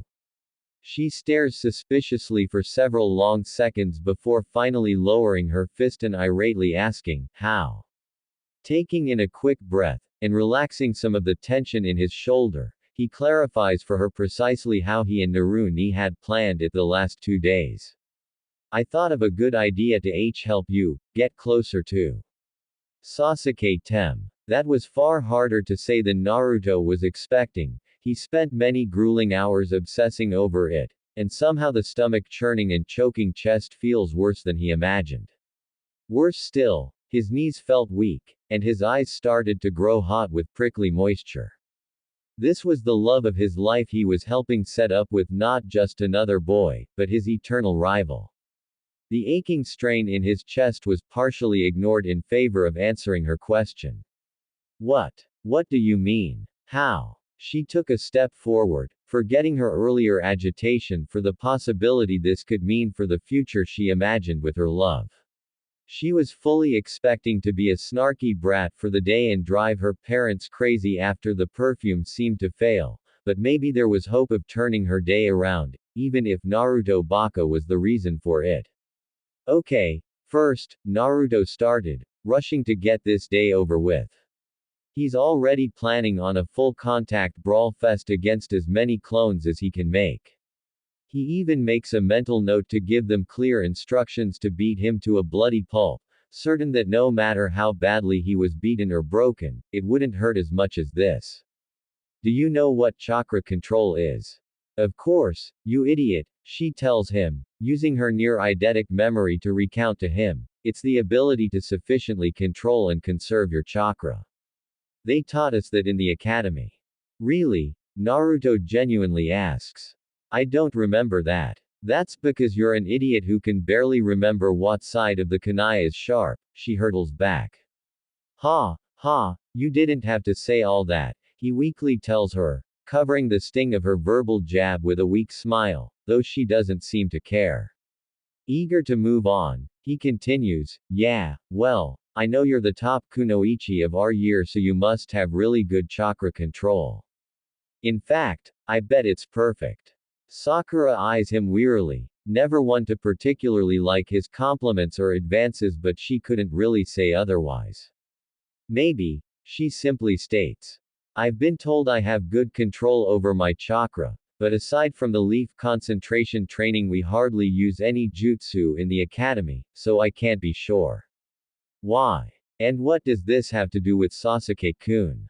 Everything, he says with a strained smile, doing everything he can to appear happy to help her even though he was dying inside. I got the perfect way for you to put your hands all over him, and the best part is, he'll be happy you did. Sakura was visibly vibrating with excitement, thinking, if what he's saying is true, then I'll be able to touch my Sasuke-kun whenever I want, and then he'll be happy I did, and then we could probably start dating, and then we could maybe even possibly kiss. Sakura's entire body swoons at the thought, turning beet red, her half-lidded eyes were dilated, and her heart and stomach were swapping from warm to fluttery. This could be a big win for her. Even though she used an entire life's supply of luck to be on Sasuke's team, that wouldn't stop Ino from trying to gain his attention. Hell, Ino might not even stop if Sasuke and herself started dating. With Ino's admittedly mature beauty and charm as her enemy, it wasn't enough that Sakura and Sasuke were on the same team. Sakura couldn't get complacent. She needed to do anything and everything possible to be with Sasuke because she's certain there isn't another kunoichi alive who would treat him right. Whatever Naruto thought of, if his claim panned out, would be for the amazing future she planned to have with Sasuke-kun. Sakura-chan. Sakura-chan, Naruto kept calling for 3 minutes before she finally regained her senses. Tell me, she demanded, rushing him a little with clenched fists. He startled, taking a step back as she insisted on knowing, what's the idea? Smiling somewhat happily to see her enthusiastic reaction, though still hurt by the reason why, he tells her, you become an Iryo nin. Huh? Sakura asks, face dropping with disappointment. Think about it, Naruto starts. Sasuke-tem is a mid-to-close range fighter, so every time he gets hurt, even a little scratch on his cheek, you would be the one to heal him, which means you have to touch him. If you knew Iryo ninjutsu right, you could have healed all his scratches and he would have been super thrilled you did. Plus, it would round out the team, right?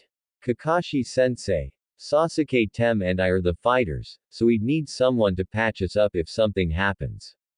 Sakura continued to peer suspiciously throughout his entire explanation, though the reason changed from how idiotic his idea sounded to Naruto Baka thought all of that after their first official meeting together. Besides, think of all the cool things they can do, like healing people who are hurt and saving lives. With your control, you could be, like, the best healer in all of Konoha. Plus, I'm sure they have some really famous Iryo nin too, Naruto explains. Naruni was very adamant about how he said, some really famous Iryo nin too, because he was pretty sure Sakura-chan would automatically think of the village's most famous Iryo Nin, since a lot of kunoichi look up to her. Both Narutos keenly understand that in any good prank, the more the person getting pranked thinks on their own to agree with you, the better the result will be. And looking at the realization dawn on her face at the mention of famous Iryo Nin, he was pretty sure she remembered the one Naruni briefly talked about. After a few seconds of deep thought, if her pondering expression is anything to go by, she finally speaks up, there's no way. I couldn't. You could. Naruto passionately interrupts her. And I can prove it. Now completely flabbergasted by the annoying blonde, Sakura can't help but gripe, how? Come on, he calls as he runs over to the nearest tree.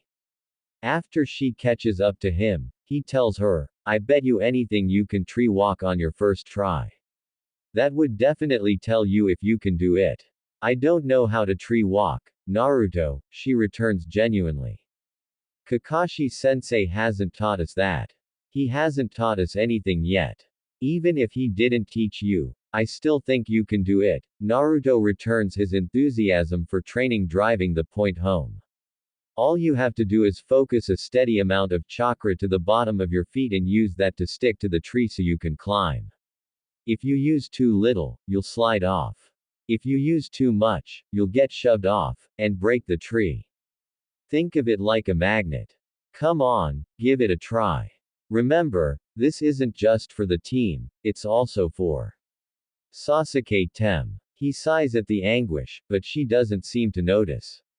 With a determined look on her face, she nods and turns to the tree.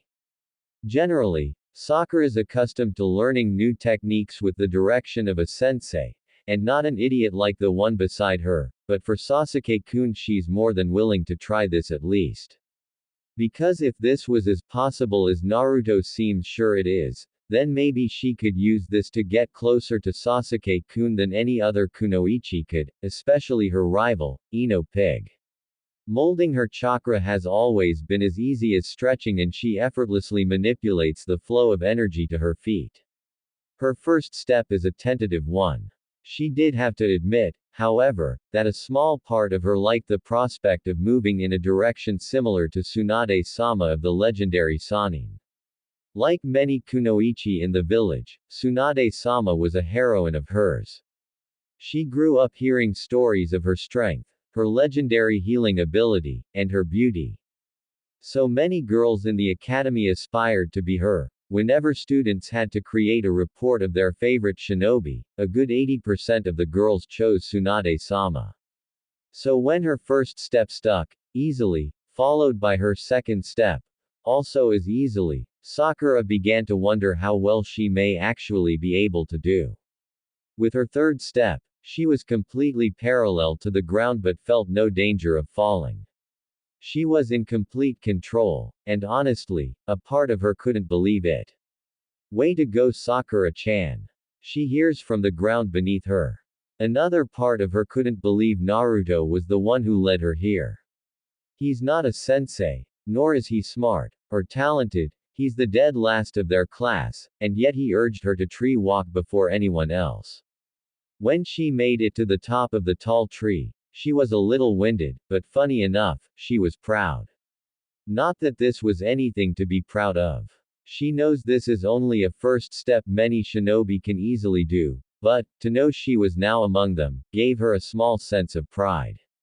Reaching the ground, Naruto couldn't help the huge grin on his face as he proclaimed, I knew you could do it. On your first try too. That's so badass. Yeah, she huffs, winded but mildly enjoying the praise, even if it is from the baka. She leans against the tree to rest some. Are you okay? He asks with a heavy amount of concern in voice. She had small chakra reserves in the beginning, Naruni answers him as Sakura just waves him off to say she's okay. You probably have low chakra reserves, Naruto sagely repeats to her, making Naruni laugh a little. Sakura looks at him questioningly as Naruni tells him, I think she's on board. Now you have to talk to Ji-chan. I remember, Naruto mentally replies. I'll probably disappear before you're done, so let me just explain what you're going to do every time Kakashi is late, which to say, will happen all the time. Do you know why that is? Naruto asks. I mean, why does he show up late? I do, but I can't really get into that now, Naruni proclaims. Next time. So, what am I doing? There are a couple of exercises that'll help you master your futon chakra, Naruni sagely explains. There are so many badass jutsu that you'll be able to learn after these exercises. It'll be super hard to beat you then. Naruto moans, salivating at the thought, and finishes with, I want. Want? What? Sakura slowly asks from the tree, before pushing off to walk to him. Nothing. He quickly tells her, remembering he's not alone. I think we should start walking to Hokage Tower. What? Why? She gasps, not at all expecting Naruto to say that. "'Cause, I think Ji-chan can help us," Naruto earnestly responds to his pink-haired teammate. With an exasperated sigh, Sakura begrudgingly decides to educate him. Naruto baka, we can't just walk into Hokage Tower like that. Everyone there is extremely busy. Don't worry, he tells her, already starting to walk. It'll be fine. Besides, you need some intro stuff to be Iryo Nin. Well, why can't we just get them from Kakashi-sensei? She asks, running after him. He's not here and I don't know where he lives, Naruto naturally tells her.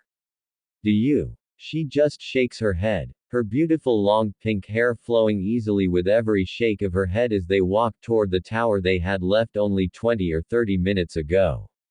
So, Naruni starts as the teammates walk in silence.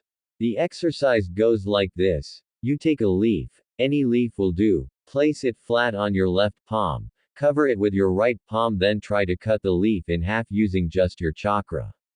That sounds crazy, Naruto returns. Can I really do that?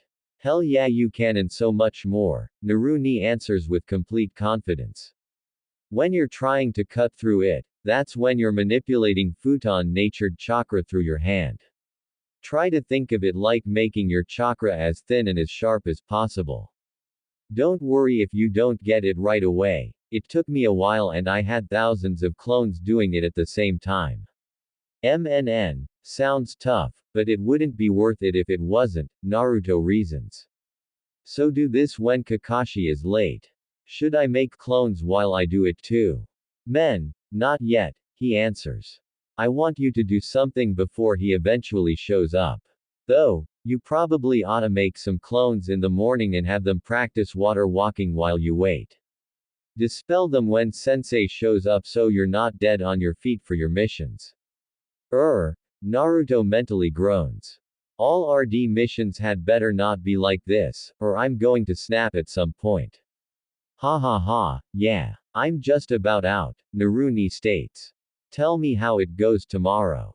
Will do, Naruni, Naruto mentally returns but with a very real smile. What are you smiling about? Sakura asks suspiciously with a hint of disgust. Naruto groans, fidgeting a step before awkwardly answering, the real question is why aren't you smiling? I mean our team just got a whole lot stronger with an Iryo Nin.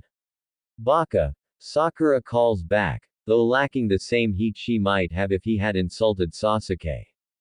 I'm not an Iryo Nin yet. I don't even know how you plan on getting me material from Hokage Tower. We may be geniuses, but they don't just see anyone.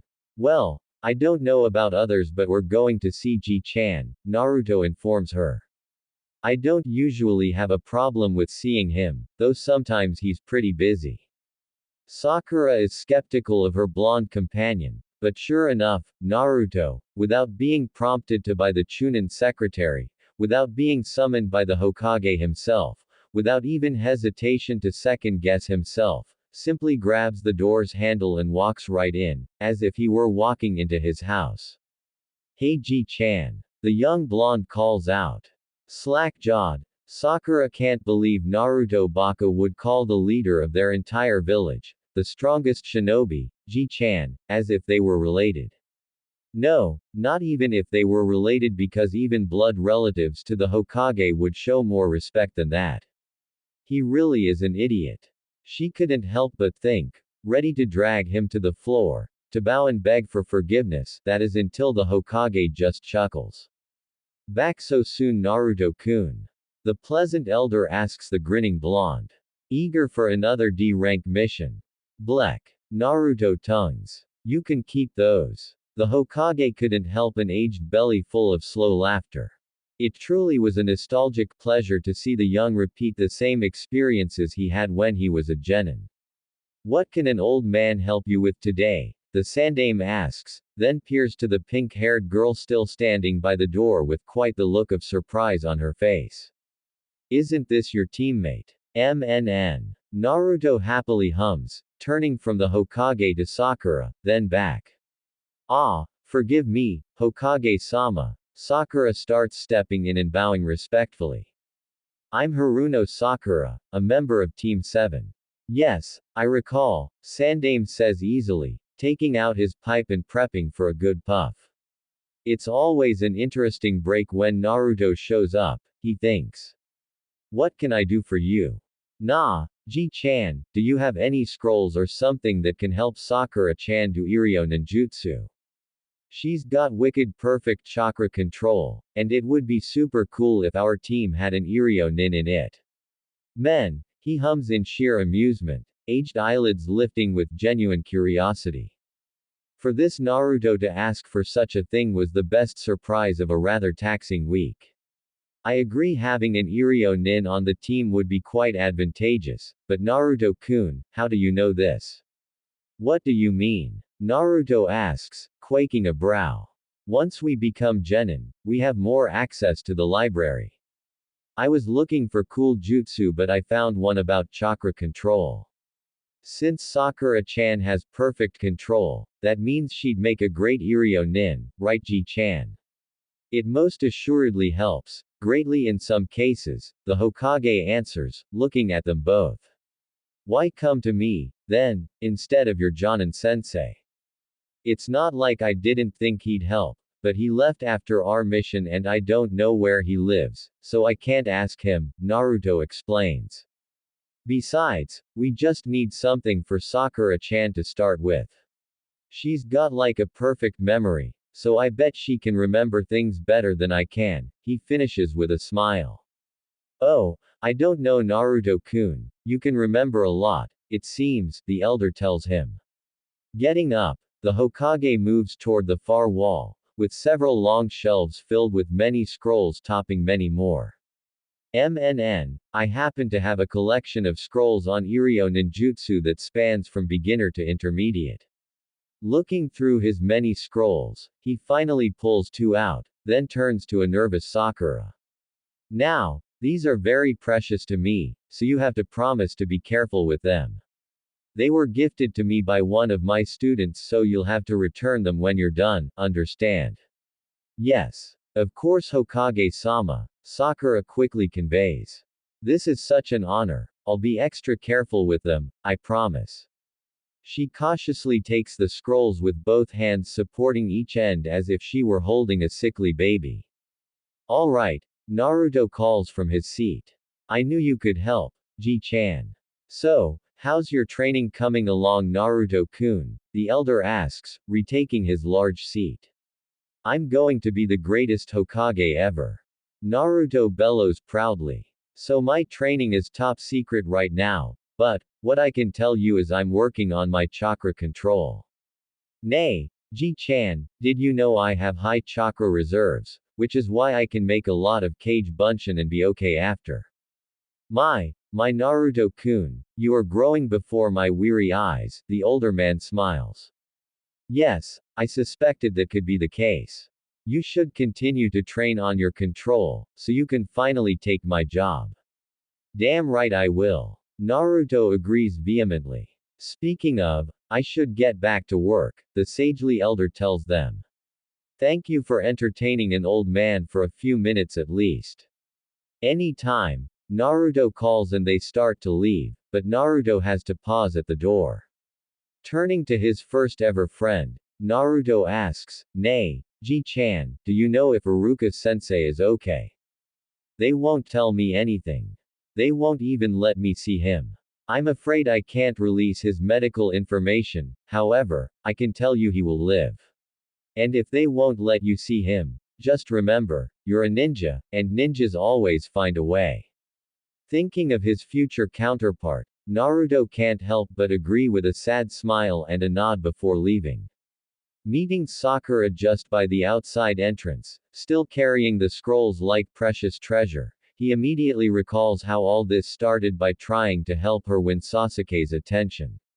On top of Iruka-sensei's injury, and now effectively giving Sakura-chan to another man, Naruto was not having a good day.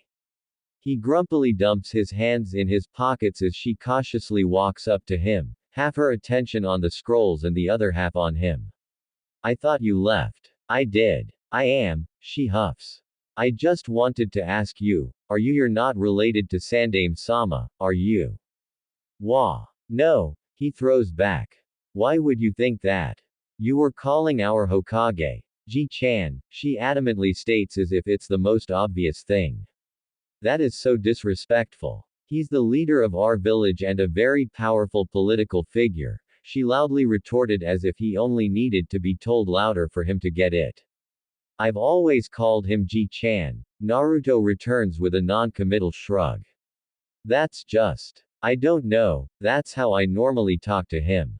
Further confused, she follows up asking, how often do you talk to the Hokage?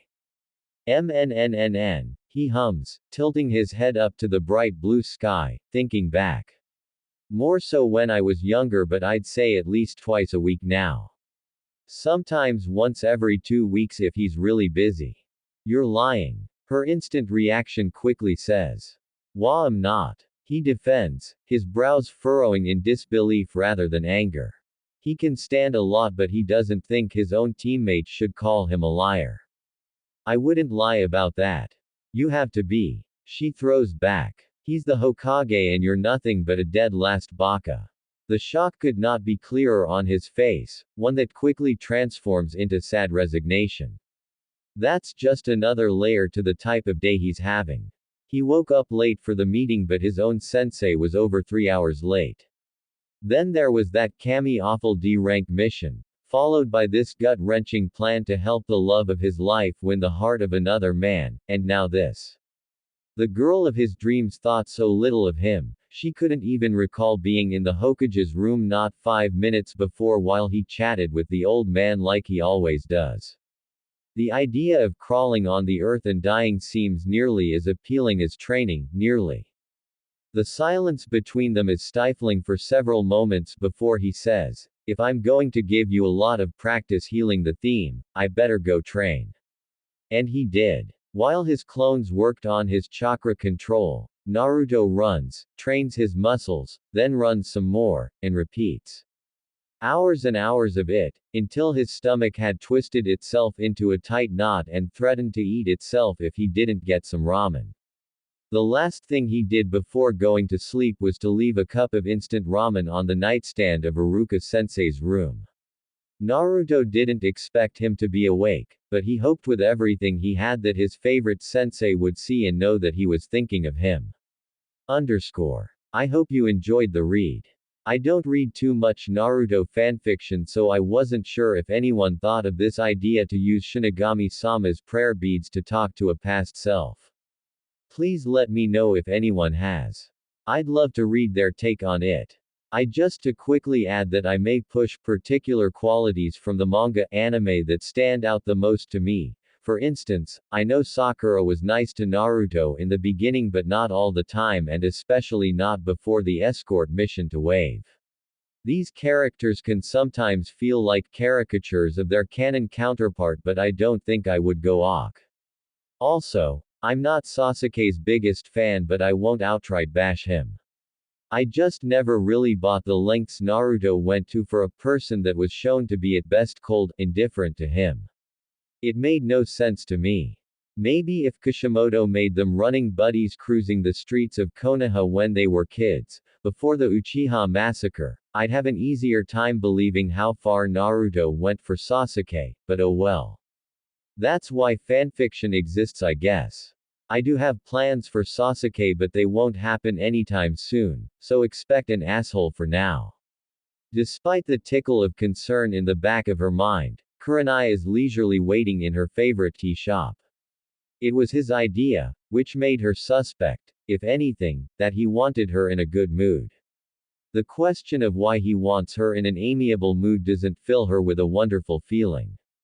If she listens to her minor feeling of dread, it tells her clearly, he's trying to soften the blow, which, at times, makes Kurenai hate her psychology training. She's been working with her genin team, Hinata in particular, for a week now, and though there haven't been many setbacks, she hasn't witnessed any progress beyond what one might expect of heirs of great clans. Hinata, herself, barely speaks, and when she does it's always clipped and hyper-formal.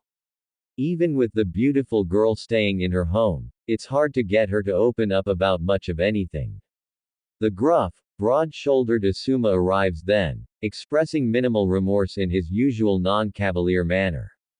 Sorry I'm late. The way his large frame casually settles for comfort rather than proper posture makes her smile as she comments, so long as I don't see you reading a little orange book next time, I think I can forgive you.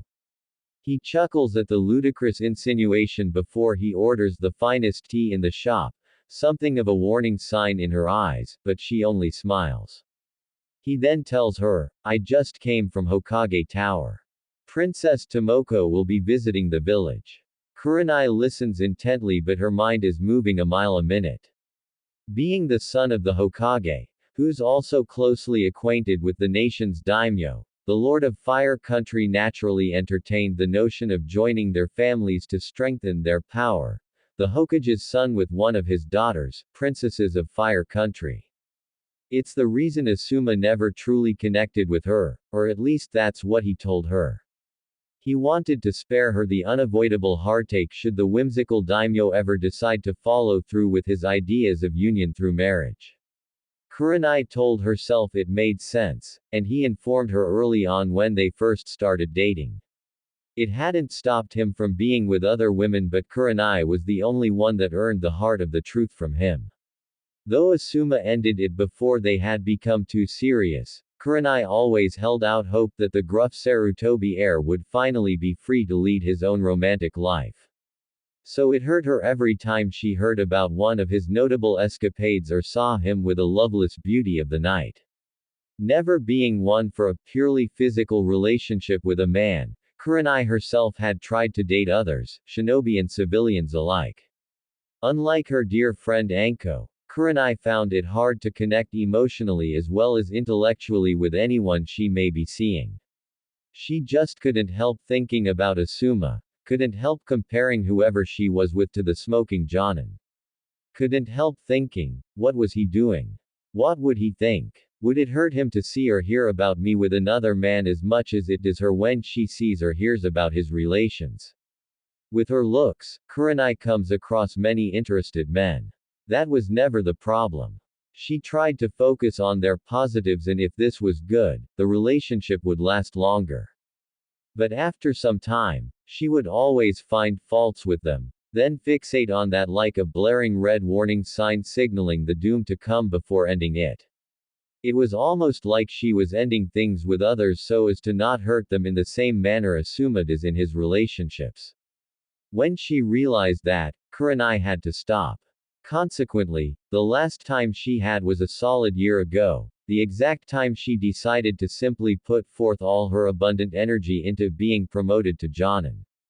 More often than not, marriages among the elite were generally based on alliances for monetary gain or political maneuvering to avoid war.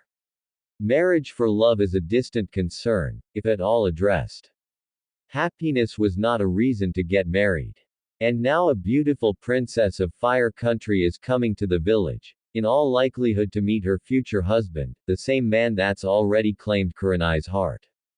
At Asuma's comment, Kurenai said nothing, raising her fragrant and scintillating tea to her lips for a sip. I'll be honest, Asuma continues. By the end of her visit, I'll know more or less what my future looks like. Kurenai, I know this isn't fair, but I hope you'll be a part of my life no matter what way this thing lands. You know I'll do my duty if I have to, but if it doesn't have to come to that. I feel that would make me happy, he tells her with his gruff smirk. She almost returned a smile, but if this didn't pan out the way they both wanted, that would lead to a hope that would hurt worse than any other time before. Why don't we just enjoy our tea and catch up, she says, preferring to wait and see instead of diving into what ifs. We've been so busy, it's been a long time since I've seen you. How's your team? Please tell me you're not smoking around them. If you saw what I was dealing with, you'd light one up too, he returns with a small measure of exasperation. Not a single one is motivated to train. Shikamaru only cares about napping and sky gazing. It's like he skipped adolescence, adulthood, and went straight into elderly. Ino only cares about her figure and the Uchiha brat, bossy as hell too. Choji's a sweet kid, made us all celebrate Dango to celebrate forming the team, but even his own clan might think he eats too much and he lets Ino walk all over him. Sounds like you got your hands full, she mentions sympathetically. Better than Kakashi's, but yeah, they're a pain, he responds. Still, I like him well enough to train him well. Plus, they saved me from having to go to the daimyo's palace. Can't exactly take the brats with me, can I? Kurenai didn't want to ask but she couldn't not know, is that why she's coming here? Every little bit of information aids her constantly active mind in forecasting what the likely future might be. Otu-sama made it clear to the daimyo that training shinobi for the good of the country supersedes something that may or may not happen, so he extended an invitation for her to come here. Kurenai just nods before he asks, how's your team? You haven't been Jonin for more than 3 months and now you're training Genin. Nervous. She can tell he's teasing and smiles as she tells him, I haven't had them long, obviously. It's only been a week, but I'm reasonably optimistic. Shino-kun is diligent. Kiba-kun is an impulsive type of personality with a lot of energy. Hinata-chan is very shy but very caring. I'm working with her the most.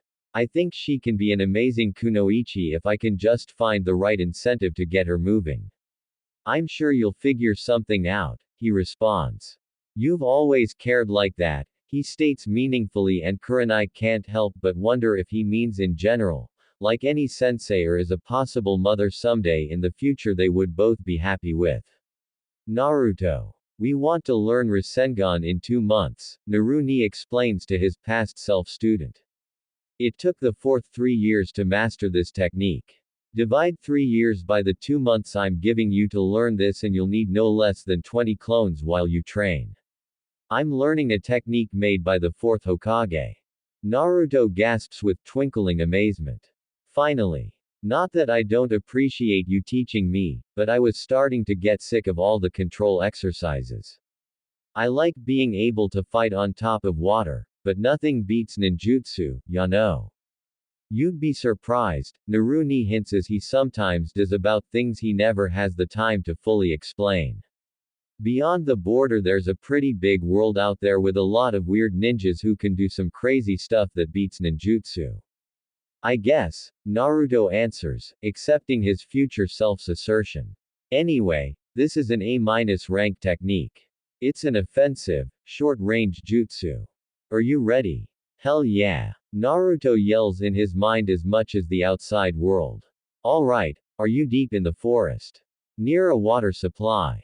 Far enough away so no one stumbles in on your training? Yeah, Naruto responds, recalling the strength training to get to a secluded area. 3 hours deep, and a stream nearby, just like you said. And you brought a bag of balloons and rubber balls? Naruni asks. In my bag, Naruto answers, patting his travel backpack filled with the items requested, a lot of ramen, and some camping gear. Good. To start, make 5 clones and have them use half the bag to make water balloons.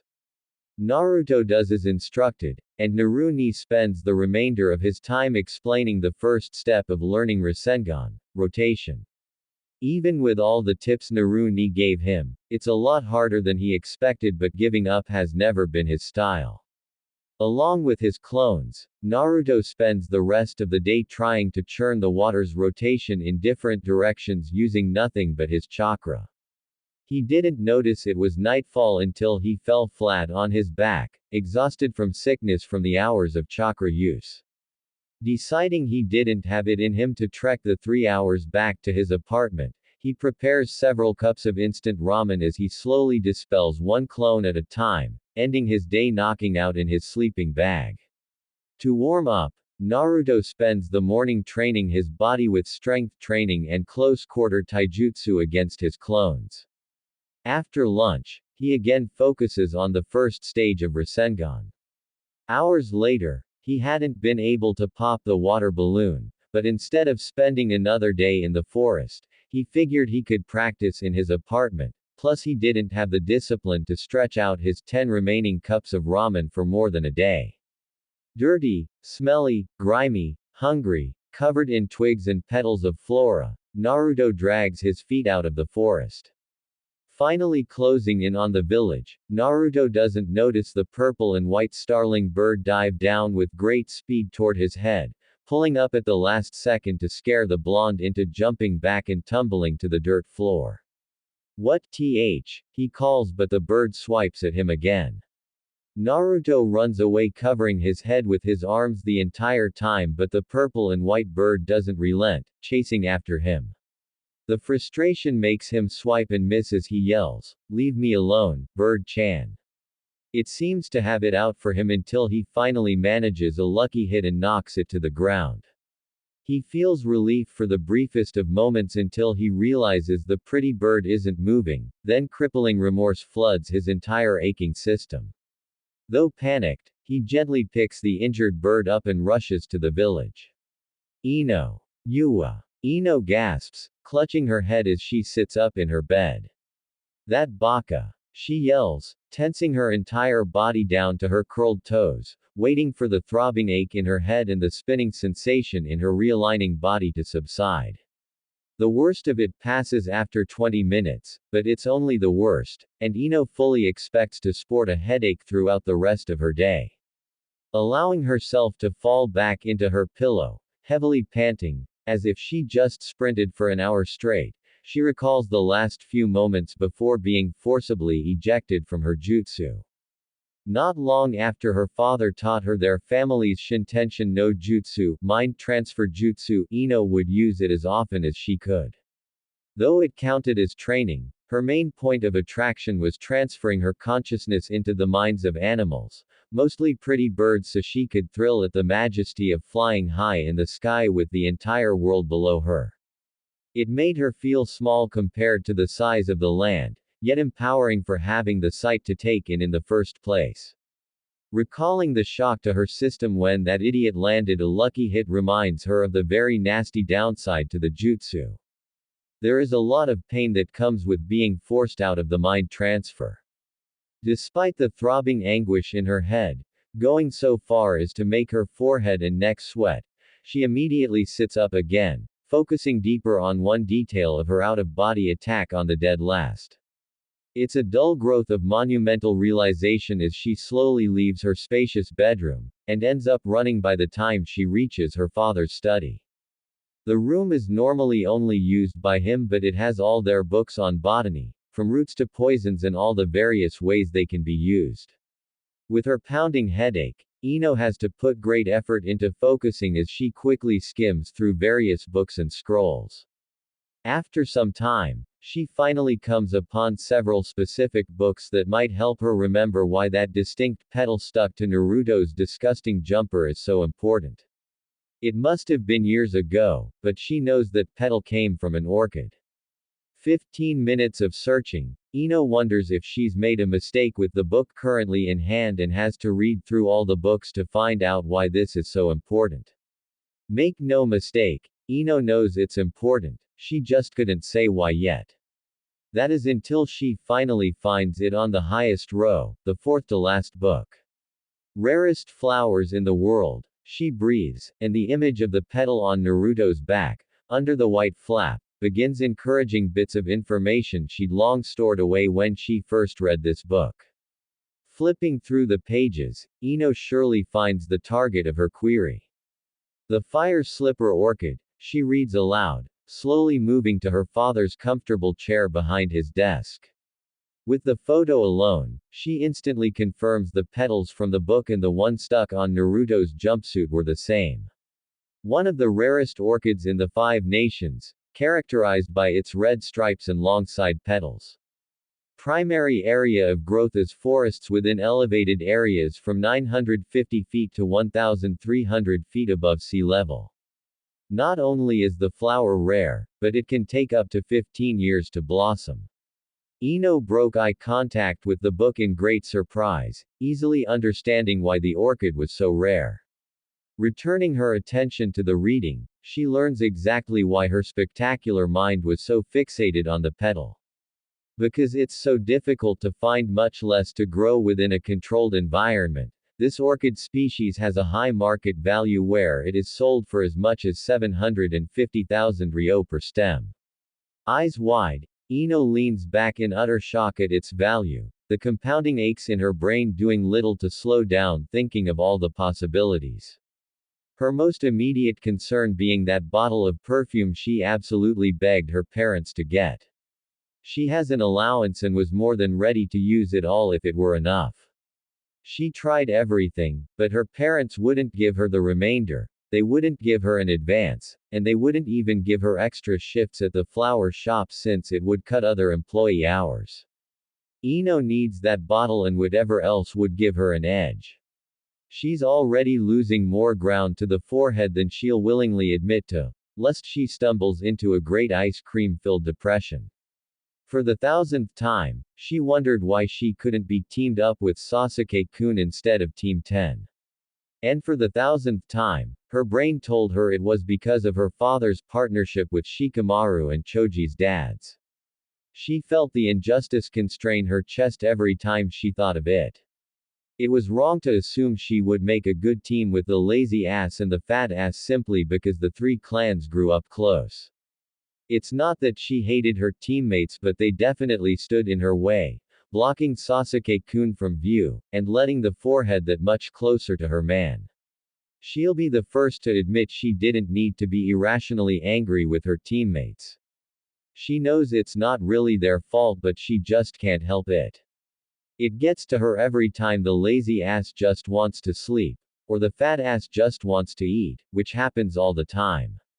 The constant crunching of salty chips slowly drives her mad until she can't help but snap at them. It's not how she wants to spend her days, and they, including her smokestack of a sensei, don't even seem to care. Ever since the team assignments, she's been having one miserable day after another, but this, she thinks, looking at the picture of the beautiful orchid. This changes everything, she comments to herself, smiling all the while. She hadn't felt very pretty in a while, but the possibility of finding the rare, expensive flower is rejuvenating. Doing the calculations in her head, her eyes go wide. That's at least an A-rank mission without the hard work or splitting it with the team. Quickly standing to her feet, hugging the book happily, she realizes aloud, and if there's more than one stem, that's way over S-class pay, just for me. Her mind is a cloud of euphoria for seemingly hours until one unpleasant thought bursts that intoxicating bubble of happiness. Naruto. Groaning in pain, she rushes back to her room. Rather than changing into her typical shinobi gear, she merely hops into a white mini skirt and her purple halter top that shows off her taut stomach and rushes out the door in search of the orange idiot, praying the entire time, I hope that idiot didn't destroy it. If the red and black striped petal was stuck on his back, then clearly, he must have landed on one. Ino prays to Kami that the rare, highly valuable flower wasn't too badly damaged, or that there's at least one more stem out there. Finally finding him in the market, exiting a food stand with a disgustingly distended belly. Looking just as filthy as she remembered from her time in the Starling, she rushes straight at him. Naruto, she calls the orange-clad boy, suddenly feeling the physical exertion of running around the village for over an hour with dull throbbing head pain. It hurts so bad, she wonders if her swollen head is as big as Sakura's. With her hands on her knees as her strained and hot lungs painfully catch her chalky breath, she notes the golden blonde idiot is clearly curious about her sudden appearance. And why wouldn't he be, she imagines. Ino knows this the first time she's ever sought him out, much less this desperately. Hey, you okay? He asks with a clear note of concern in his voice. She puts up a single finger, hoping he understands she wants him to wait. After a minute, she grabs him by the shoulder. Hey, what the? He complains as she pulls the red striped petal that was stuck on him, caught under the white turtleneck of his atrocious jacket. Examining the soft, colorful, fine-haired petal. It was indeed an extremely valuable plant from the Book of Rare Flowers. Turning to him, she demands to know, where did you get this? The startled agitation was clear on his face, and his eyes squinted with suspicion, but he looked at the petal in her hand and answered, what is it? Her eyebrow twitches, but Ino valiantly holds in her frustration. Taking a deep calming breath, she looks around and notices all the faces, some looking at her with lewd gazes, but some looking, well, glaring, at the boy next to her. The worry in her mind, however, isn't in how much thigh or stomach she's showing, or even in how innately Naruto seems to annoy everyone. It's in the idea that someone in this busy marketplace might know the value of what she's holding in her hand. Without a second thought, she commands him, come on, as she grabs him by the collar of his filthy jumpsuit, pulling him along with her. After 20 minutes of marching, they're in a small deserted park, and she turns to him, staying as close to his sweaty musk as she can stand so he doesn't grate her patience too much. Normally she would have said something by now, but this is too important to risk. Naruto, she starts. I need to know where you came across this flower. You sure that's a flower? He asks, peering at the flattened petal. Doesn't look like one. That's because you. Ino cuts herself off and takes a breath. The last thing she wants to do is make this unnecessarily harder by insulting him too much. Look, this is a flower petal from an orchid that I'm looking for. I think it was stuck to your back because you fell on it. So I really need you to tell me where you've seen a flower with this kind of petal. Naruto hums in deep thought for several seconds before answering, I'm not sure. I don't really pay attention to flowers, especially when I'm training. Is that what you were doing today? She asks excitedly, scanning his rough and sweaty exterior. Where were you training? Well, he starts nervously. I can't say, he weakly finishes, but she's not taking no for an answer. Naruto, please, she pleads, her bewitching face instantly forming an adorable charming look she uses on her father when she really wants something. She even bends her knees so she's looking up at him, using the psychology that says men normally prefer to look down into a girl's eyes than up. She's also quite aware that he ought to be able to see a bit of cleavage, not to say she's the most abundant in that area, but she's certainly ahead of many kunoichi, developing quicker than most. She can easily tell it's working by the way he flusters and tries to avoid looking too far down. I really need this, she whines prettily. Won't you help me? Anyo, Naruto fumbles, looking at her chest a moment before clearing his throat and looking at her pupil-less blue eyes. Sure. Not completely for effect, she jumps up happily with a giggle. I'll help, but you absolutely cannot tell anybody where I'm taking you, it's my secret training spot. I guess. Where is it? She asks curiously. How could any training ground in Konoha be secret? She mentally asks. All active shinobi use them, you idiot. It's in the forest, about 3 hours north of the Hokage monument, he answers. What? She gasps. Why would you train so far away? It's secret training that's going to make me the strongest ninja in Konoha. He happily tells her. Though she doesn't believe for a second that the dead last in their class can beat anyone, let alone be the strongest anything, she says nothing, content to play along until she has her treasure secure in her hands. He continues to say, that also means I can't show you what I'm doing. I don't mind taking you where I was, but you can't see my training. Sorry, he awkwardly tells her as if she cared. She may have completed a step in her journey, but now she has to travel 3 hours through a dense forest without any assurances that the flower is there or still intact if it is. You're sure you don't remember seeing it? She asks again, moving the petal closer to his face. Sorry, Ino-chan, he replies. She ignores the chan as he continues, I more or less remember where I was, so I can take you there, but I was too focused on my training to remember any flowers. He chuckles at his own idiocy and it annoys her, but she moves on. I have a team meeting tomorrow morning. It shouldn't be anything serious, like training, she clarifies. He just wants to tell us something important, so I can meet you afterward, by the Hokage monument. Sweet, he says brightly. I'll see you tomorrow. And with that he was off, leaving her in delicious anticipation of better days to come. Finally, she yells. Ino felt she needed something good, and for it to happen as soon as tomorrow, was thrilling. Ino walked home content and ready for good fortune to take her. Meeting at their usual tea shop, Asuma-sensei took a single drag of his cigarette prompting her to yell, either put that out or tell us what this is about, sensei. That's horrible for my skin, you know. I actually agree with her, Shikamaru tells his sensei. This is our day off and it's really early. It's 9 am, Asuma corrects the lazy boy with a smirk. Like I said, is all Shikamaru responds with. These three, Asuma mutters to himself before explaining why he called their meeting.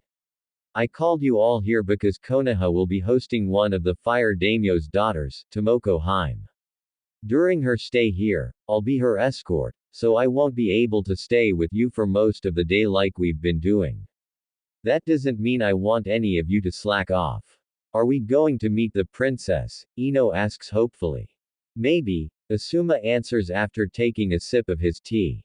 You're my students after all. That's pretty much it. Any questions? Are we still doing D ranks? Choji asks between a handful of chips, his constant, audible chewing annoying Ino to no end. We'll do a few for sure, but maybe not every day, Asuma answers the Akamichi. Anything else? No. Alright, dismissed. Asuma is already lighting his cigarette as he leaves his genin team and exits the shop. Before Ino can get more than a step away, Choji calls out to her. Ino-chan wait. What is it? She throws out, annoyed, though making a small note of how weirdly Shikamaru is looking at his fat-ass friend. I know you didn't like the celebration dango I made for us becoming a team, he starts to explain as he takes a container out of his pack where he keeps his potato chips. I thought I'd make one special for you though. He opens the container to show a single stick of a yellow, a red, and a blue dango. This one is super low calorie, barely any carbs, no sugar, no salt and fat-free. It's basically a little better than water. He presents the special dango to her and instantly she feels bad for some of the horribly insulting thoughts she had of him. Regardless of how everything turned out, she knows none of it was their fault, and since she's going on a long hike, she decides to take the stick of dango. Thanks Choji. That was really nice of you. The smile on his face surprised her. It wasn't so serious a thing he needed to be overjoyed over. Maybe he worked really hard on this, she thought as she ate the first two with delight. And I did throw away that last one he made. Maybe we can hang out since we have the day off, Choji suggests with a hopeful vigor, turning to Shikamaru. What do you call Shikamaru? We can go to the park and play, or if you want to shop, Ino, we could do that too. Sorry, She starts, ripping the last blue dango from the long pick, before throwing the slim piece of wood into Choji's bag. I actually got plans today. Maybe next time. What are you doing? Shikamaru asks with bored suspicion. To the pineapple-headed boy, she seems slightly more chipper and less bossy than normal. No way. Ino mocks him in fake shock, before adding, is that genuine interest I hear. She smiles broadly at them before turning and leaving. She manages to hear the pineapple head mutter, troublesome, before she's out of earshot and on her way to the Hokage monument. Luckily it's not more than 15 minutes away from her team meeting spot. Yo! Naruto calls when he sees her. Morning Ino-chan. Rolling her eyes at the chan he adds to her name, she returns a glum, no time for chit-chat. 3 hours there, 3 hours back, and I don't know how long it's going to take to find it. We don't have any time to waste, so let's go. With a weak chuckle he turns around and they begin their hike at a run. It starts 5 minutes in. For some reason, Ino grows warm, very warm, nearly flushed. As they jog over through leaf-invested grassy floors and over large tree roots, Ino begins to wonder about her physical well-being. The dead last isn't going any faster than she can handle, but the excessive warmth is beginning to pool primarily to her lower back, hips, and thighs, though it doesn't exempt her neck, cheeks, and bouncing. Ino tries to ignore it as her fogging mind reasons it was something she ate. However, soon, the salivating warmth invites a certain weakness to her feverish muscles.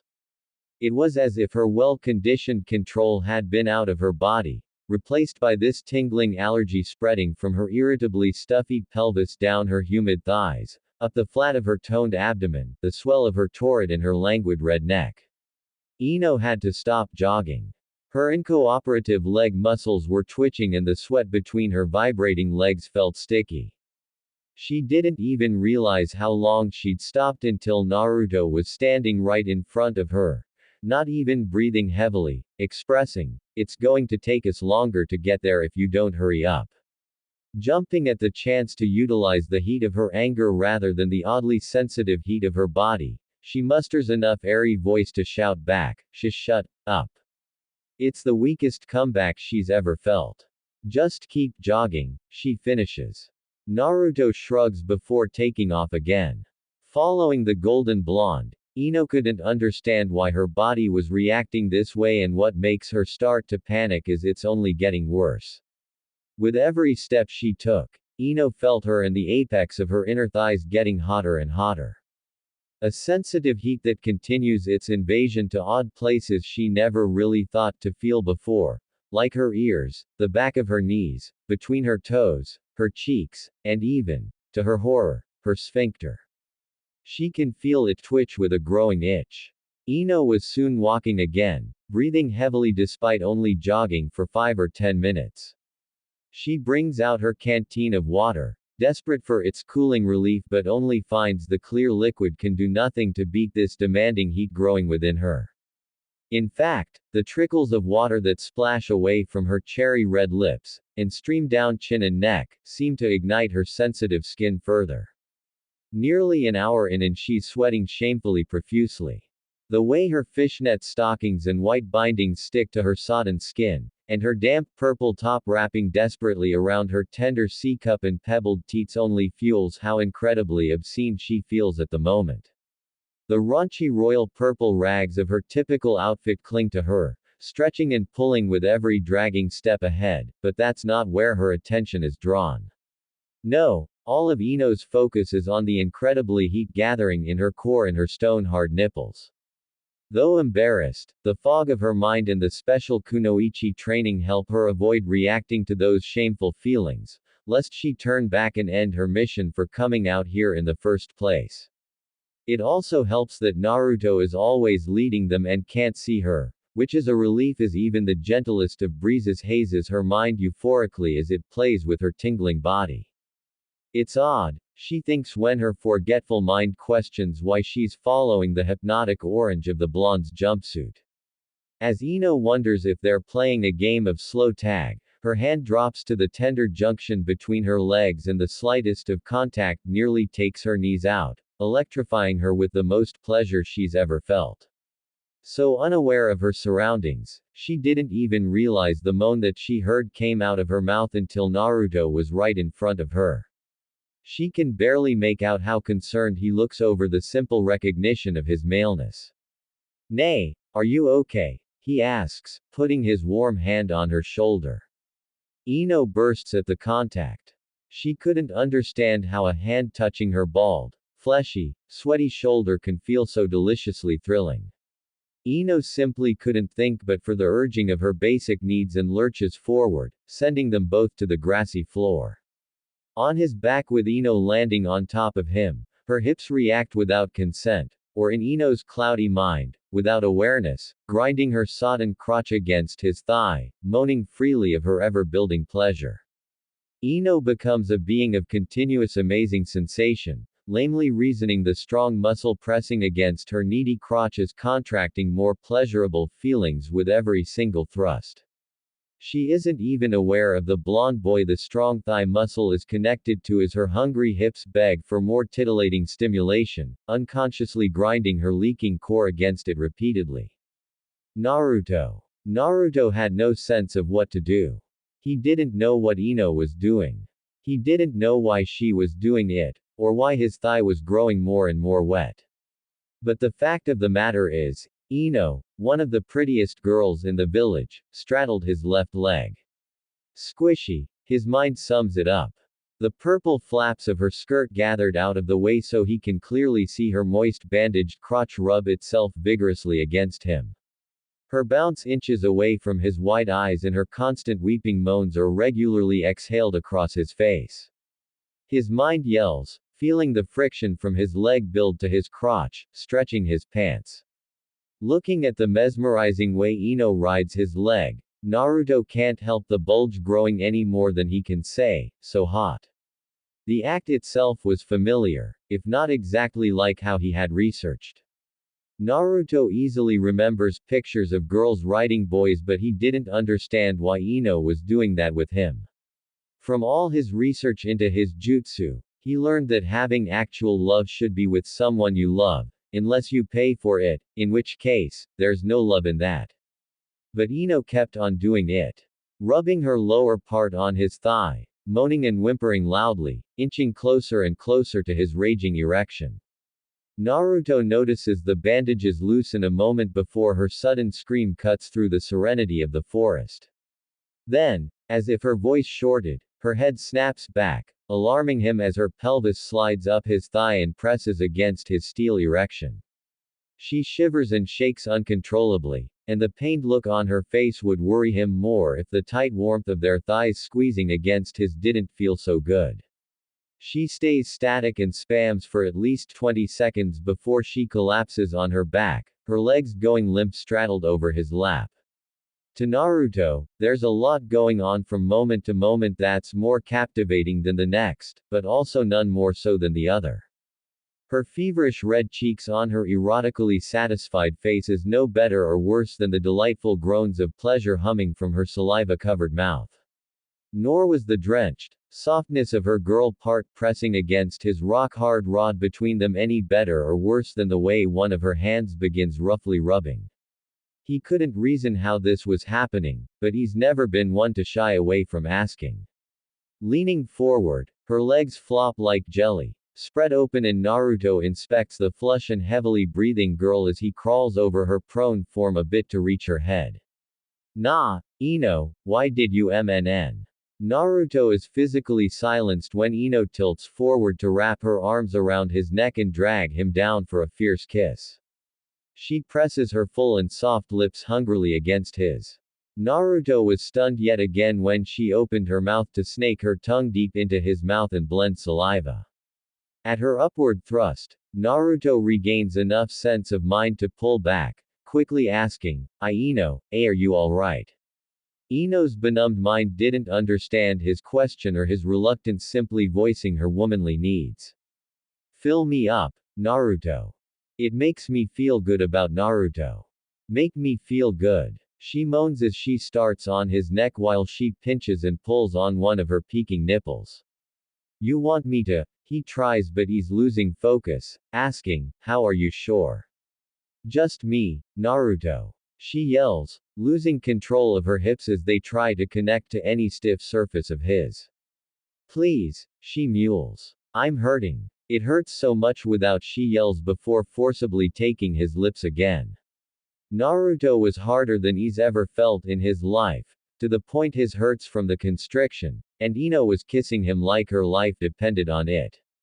Without thought, Naruto's pelvis juts forward, pressing an impossibly constrained erection into the fleshy wet heat between her legs. A needy Ino moans into his mouth at the contact before she immediately pushes him up enough to pull her purple top off, her platinum blonde hair whipping back with it. Naruto's pelvis thrusts into her again and again, reveling in the pleasure of the wet warmth as she removes the safety pins of her binding. She couldn't peel it all off, but that wasn't the immediate need.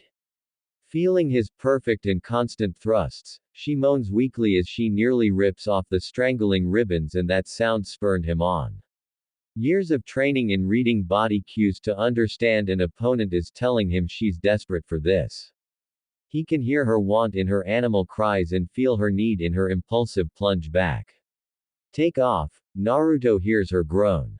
Ino, he gasps his question, losing his ability to articulate the thought, what do you mean? Take off your pants, already. She yells as she finally frees enough of the white trapping to liberate her gleaming, pulsing to the open, forest air. It tingled enough to make her moan, and she began exploring the sexual organ, bringing her amazing pleasure with both hands. It wasn't until she heard the zipper being drawn down like a chainsaw that she came back to some form of minor awareness and realized this was Naruto on top of her. Naruto was the one making her feel good, but she couldn't think as to why that would be bad. Naruto was wildly stimulated and his thoughts didn't stretch further than the most immediate and sustained pleasure, which couldn't be bothered to completely take off his pants or even think to remove his jacket and undershirt. He didn't waste any time liberating his rock-hard rod from the tight confines of his boxer, showcasing to Ino the thick length of his want for her.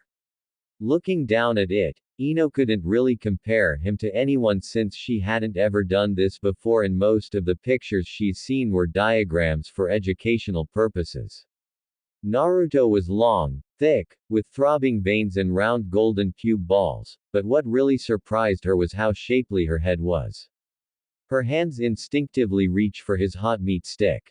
Despite its aggressive posture, it's smoother than she expected. She wonders if it should be so hot until she feels it pulse in her hand and hears him groan in satisfaction above her. To Naruto, he felt cold and he only had a mind to be inside hot wetness. Ino felt hollow enough she might disappear and needed him to feel full again. She lined him to the entrance of her aroused canal, pressing his eager shaft against her swollen lips before he promptly thrust into her. The two teens groan in unison, each feeling different sensations but equal in immense satisfaction. Ino's legs quake as all energy is out of them. He's splitting me, Ino's mind yells with clenched teeth, easily feeling Naruto's veined member plunge to the end of her soaking snatch, pulsing impatiently. Naruto pulls out slowly with a wet schloop, dragging out a deep groan from Ino before stuffing her sloshing pleasure cavity. Instinctive for more, he pounds away into her, lost to anything but the pure pleasure in this gorgeous once-in-a-lifetime opportunity. The size of him forces pain to register in her mind, but her drug-addled mind needed too much pleasure to tell him to slow down, or Kami helped her to stop. The new, intrusive experience didn't hurt much, if at all. She was vaguely aware that it was supposed to, not that her hymen was intact. The majority of kunoichi lose that barrier of flesh through rigorous exercise and training. In Ino's mind-numbing arousal, it isn't long after he first stuffed her to the brim with his meat that she's moaning loudly by his relentless thrusts, filling her with unbearable satisfaction in spite of how much he was stretching her to accommodate his girth. With the amount of fluids flooding her love channel, It didn't take Naruto more than 4 or 5 thrusts to completely sheath himself inside of her. Yukami, Ino, you feel so good, Naruto hotly groans between grunts. It's so tight. Hot. Wet. With every etch of her pleasure membrane deliciously being pulled by the thick head and veined girth of his member, Ino moaned continuously. With every thrust, Ino's hazy mind bursts with long echoing pleasure broadcasting to every inch of her body. It seemed like no time at all before Naruto was pounding his thick meat with fluid ease and she was moaning for more. Yes, Naruto. More. Ino gasps. Place please, harder. I'm almost, she begged, as his bulbous head would tongue her cervix with fluid ease, pulling fantastically at her squeezing walls on its way out before his entire shaft would fill her sponge tunnel completely again, ripping an ahhnn out of her every time. Ino was lost in a whirlpool of pleasure as a result of Naruto's devastating rod, and her moist vagina squeezes his sensitive shaft hungrily, begging for its nourishment. Ino. Naruto calls, feeling like he's getting close to deliciously breaking apart. Naruto knows he's close and he knows it'll be great when, without warning, the frothy walls of her vagina snap shut, clamping on his sensitive, sending him over a peak that feels explosive in pleasure. Naruto buries himself with one final thrust, burying himself in her quaking hold to his balls, an empty week's worth of gelatinous cum inside of her. Feeling the molten semen filling her small cavity triggers a second more powerful orgasm, and Ino's eyes roll into her head. Her toes curl intensely like they've grown a fourth joint to bend further, and she clings to Naruto's as she blacks out from the sheer waves of euphoria drowning her sweaty body. As her body held and squeezed a groaning Naruto, he wasn't aware that she had passed out. As he fills Ino's sanctuary with line after line of his thick ejaculate, what Naruto couldn't be told as unusual about how he comes was that they do not swell at the base to twice their girth. That's an animalistic characteristic not found in normal humans, but as Ino was unconscious for her first ever cream pie, she would have to tell him after the second round. Ino. Sound is the first thing Ino becomes aware of. Oh, she hears him grunt lewdly in tandem with a repeated wet smacking noise. So good, Ino-chan. You feel so good, Ino hears, slowly opening her glossy eyes to the hypnotic rocking of the tall trees above and the boy eagerly her. Ino's boneless legs were wrapped securely around the cunt-humping blonde and she was flush against him with his head beside hers. The pleasure all rushes back to her like growing pains, and very quickly, Ino automatically returns his amorous affection without question. Him just as in her cerebellum is immediately rushed with an overpowering amount of mind-numbing pleasure, triggering miniature quakes up and down her arched spine and throughout her sweaty body. You're so beautiful. The half-blonde praises her between a long series of flesh-smacking thrusts. So beautiful. Ino met him eagerly thrust for thrust, and she couldn't fathom as to how. He felt so much stronger than her, bigger, hotter, impossibly perfect inside of her. His grip, his thrust, the molten steel pounding inside her, reach her upper walls easily to that lovely spot that seems to shoot unimpaired jolts of lightning throughout her entire body, forcing her to arching her lower back deeply and spread her legs as far as she can to give him all the access he wants. He was unrelenting and she accepted the pure bliss of submitting to him unashamed. The tension in her lower stomach builds faster than she's ready for, adding that extra bit of concern for her sanity. Keep going. Keep. Single quote exclamation mark. My little cunt. She happily yells, letting the waves of mounting pleasure roll over and over her into a higher precipice. Whatever you do, don't, ahhn. Don't sss stop. On, it's coming again, she yells deeply and freely. I'm coming, I'm cummingggggggg. She moans greatly, hoarsely as the astounding pressure within explodes with pleasure, short-circuiting all brain function but for the eternal satisfaction of squeezing his hot, thick as she comes endlessly. With the quick shifts and jerks of her furnace-like gyrating hips, Naruto couldn't overcome how pleasurable her canal hosting him felt. With a final grunting thrust, he buried himself as deep as physically possible and discharged copious helpings of his thick seed inside her quaking meat sheath. With his most delicious waterfall being squeezed into her, Ino oddly wonders why his is swelling so much, an isolated thought that didn't last.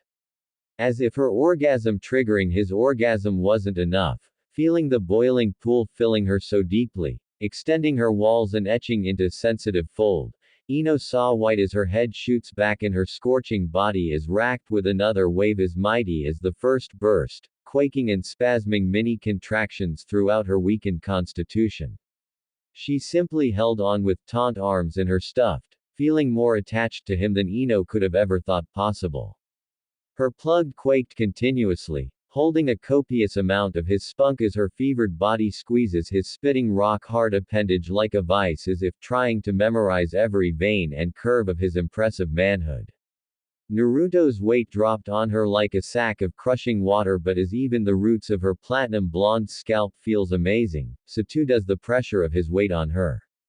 Time was meaningless as the warm mesh of perpetual pleasure rendered the lovers motionless. The last vestiges of restraint, of ration, of any lucidity, had long abandoned her, both of them, in truth. They've long since given up trying to explain the why of losing their virginity to each other. It couldn't matter when there was so much ecstasy to be had. Ino's hazy mind can't even process the connection of losing her virginity to someone she doesn't love, the dead last of their year, of all people, nor that it was little more than wild animals rutting savagely in the open forest floor. They stopped for the sake of resting their highly trained lethal bodies, however as ninjas, they didn't need much. With Naruto's boundless stamina and Ino's abnormal addiction to pleasure, both teenagers give in to their primal and unquenchable urges, satisfying each other again and again as if nothing else existed. Her mind was silent of any doubt or plan or consequence. The singular thoughts forming loudly in her loopy head is of submission, and in an odd way, liberation. In their momentary rest, he works his tongue and lips down her body, to the swollen center of her love tunnel. Naruto ate her out and she came so hard she squirted. He lapped it up, spouting something about ramen broth, and to her dull astonishment, Ino happily returned the favor. It was odd being faced with the appendage responsible for all her pleasure, from a boy she never, even in her wildest dreams, ever thought she would let in her mouth, let alone her body. And yet here she is, too high on the wonders of bliss and the source of it all to care about taking a firm, possessive hold of his base and licking the bulbous head. Her tongue brushes the underside of his thick shaft, and instead of disgust, she relished in the obscenity of their combined taste, a frothy nectar made of her juice mixing with his scrubbed cum. Ino lapped it up, cleaning his shaft thoroughly before taking him in her mouth, very much to his great pleasure. She never expected to like taking a man in her mouth. It's not a topic of conversation among the girls her age, but she's heard from other clan members. The older kunoichi would seem to repel at the way men expect this act, and so Ino always thought it was strictly a man's pleasure at the woman's expense. But when Naruto groans loudly, almost feebly, it gives her such a rush that she can control him like this, that she shuts him off like delicious candy. She can almost play him like a puppet, and it made her wet. That feels, so great, Ino. He would moan, both hands on her head. Your mouth is amazing. And it always thrilled her to hear. When he came, she didn't expect to like his tight, strong, and needy grip on her head as he groans to the high heavens. She also didn't expect to like his thick spunk being pumped down her throat. But more than anything, she didn't expect the cum pumping in her mouth to swell at the base to nearly twice its girth. That's different, is her only scrutiny on the impossible reaction as she swallows load after load like on a baby bottle. It was satisfying in a primal way to be used so desperately for his pleasure, and Ino craves more. Flipping him on his back so she can straddle his waist, His thick manhood was stirring her pleasure-sensitive seconds later. The afternoon sun soaked the wanton lovers as she rode him, her long silky hair undone and catching the lowering light, and Naruto couldn't believe how beautiful she looked. Despite the eagerness of her gyrating hips, lifting and grinding down on his meat pole, his sky-blue eyes never left her erotic face contorted in absolute pleasure. When her pupil-less powder blue eyes locked on his intense gaze, she felt penetrated in a way she wasn't expecting. By now, she wouldn't bat an eyelash at the bliss of taking his large in her or even releasing his wonderfully hot load in her young womb, but the eyes are the window to the soul, a part of her that was more vulnerable than even her body. Riding him felt different then, bigger, not simply in the act of intercourse but in the meaning behind him. He was looking at her like there were no tomorrows, like she was the world and time stood still. What they were doing was larger in that sense, and through the electric haze clouding her mind, she was compelled to turn away. Looking at the sky as tears strolled down her cheeks, Ino knows they don't love each other. They don't even know one another, not really. He sits up, adding a delicious angle of penetration, finding a spot that sends shivers up her spine as he wraps her clammy torso in his strong arms, calling her attention back to him. Don't, please, he pleads, his eyes expressing far more than his words. Let me see you. I just want, he groans as she meets his upward thrusts. To see you, your beautiful, gorgeous, wonderful face. His beautiful blue eyes relay a wealth of information that wouldn't allow her to look away. He was giving her the best of his everything, and that courage, to be so free and trusting with himself. With her, the thrill impulsively forces her body to clamp down on his greedy appendage. They both groan deeply at the sudden tightness, only allowing themselves a moment to enjoy it before he snaked his arms around her back and kept thrusting into her, all the while staring deeply into her vulnerability.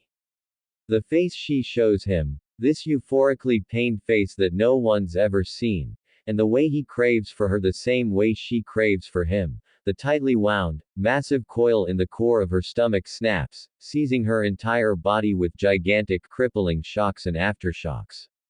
Her scream is loud and hoarse, as her body contorts and contracts wildly. With one final thrust, he buries himself to the balls and brilliantly coats her thirsty walls with whatever he has left, transferring even more powerful aftershock, battering her exhausted and spent body before he plugs her with his unique. After the massive inferno of pleasure is reduced to a humming simmer, she falls forward as his back finds the mushed grass. Both gasping for breath, Naruto holds her against him, indulging in the feel of her soft and hot moist skin against his. Ino can almost feel his smile as she rests her head by the side of his. When his now softened slips out, he groans almost sad about it. With the exception of swallowing one of his loads, Naruto preferred to finish inside of her. Must have felt great for him, her lucid thoughts suggest. She couldn't know that he really likes the connection, the closeness, the affection, the way she squeezes him hungrily for every ounce he has to offer. She just couldn't know what this meant to him because to her, his reputation was enough to avoid learning any more about him. At the first attempt to leave, Ino barely reached for her purple top before Naruto was on her again. Holding herself against the trunk of a tree, he heard from behind, her legs spread wide enough for his ease of relentlessly deep pumping. Ino couldn't hold herself for long and kept sliding down the smooth bark. It was only due to Naruto's tight hold on her shapely hips that kept her remotely upright, until her taut core of pleasurable snaps with concussive force, and yet again, an explosion of mind-numbing pleasure rips through her spine and up her cranium, overloading her entire existence with unabated pleasure. As she rides wave after wave of unceasing pleasure, her spasming meat pocket holds onto Naruto for dear life, causing him to break his spunk bank yet again to deposit a frothy helping of his thick cum. Gathering the superheated pool of his man milk in her filling uterus triggers her ascension to a realm made entirely of intense bliss, and Ino succumbs to a litany of repeated orgasms. After much needed rest, They try again to leave, with either of them mindlessly voicing, "I think we should," and they move to reach for their clothes only for Ino to wind up on all fours with Naruto gripping her hips and probing the wrong hole. "Why? Wait, Naruto." He manages to ask as he uses more force to poke through. "That's," she says before a wicked moan rings in the air. Though Ino should feel repulsed by his mistake, her drug-addled mind recalls the itch. The scratch that was pulsing profoundly a finger's length inside her bowls. Naruto's reach was longer than her finger and his thrusts were insistent. "That's so hot," Naruto states, seemingly of the belief that she's as okay with this as she is with everything. Ino finds the more she relaxes her bowl and muscles the more satisfying it becomes. Though she prefers he stuffs her, she finds she delights in anal play as well.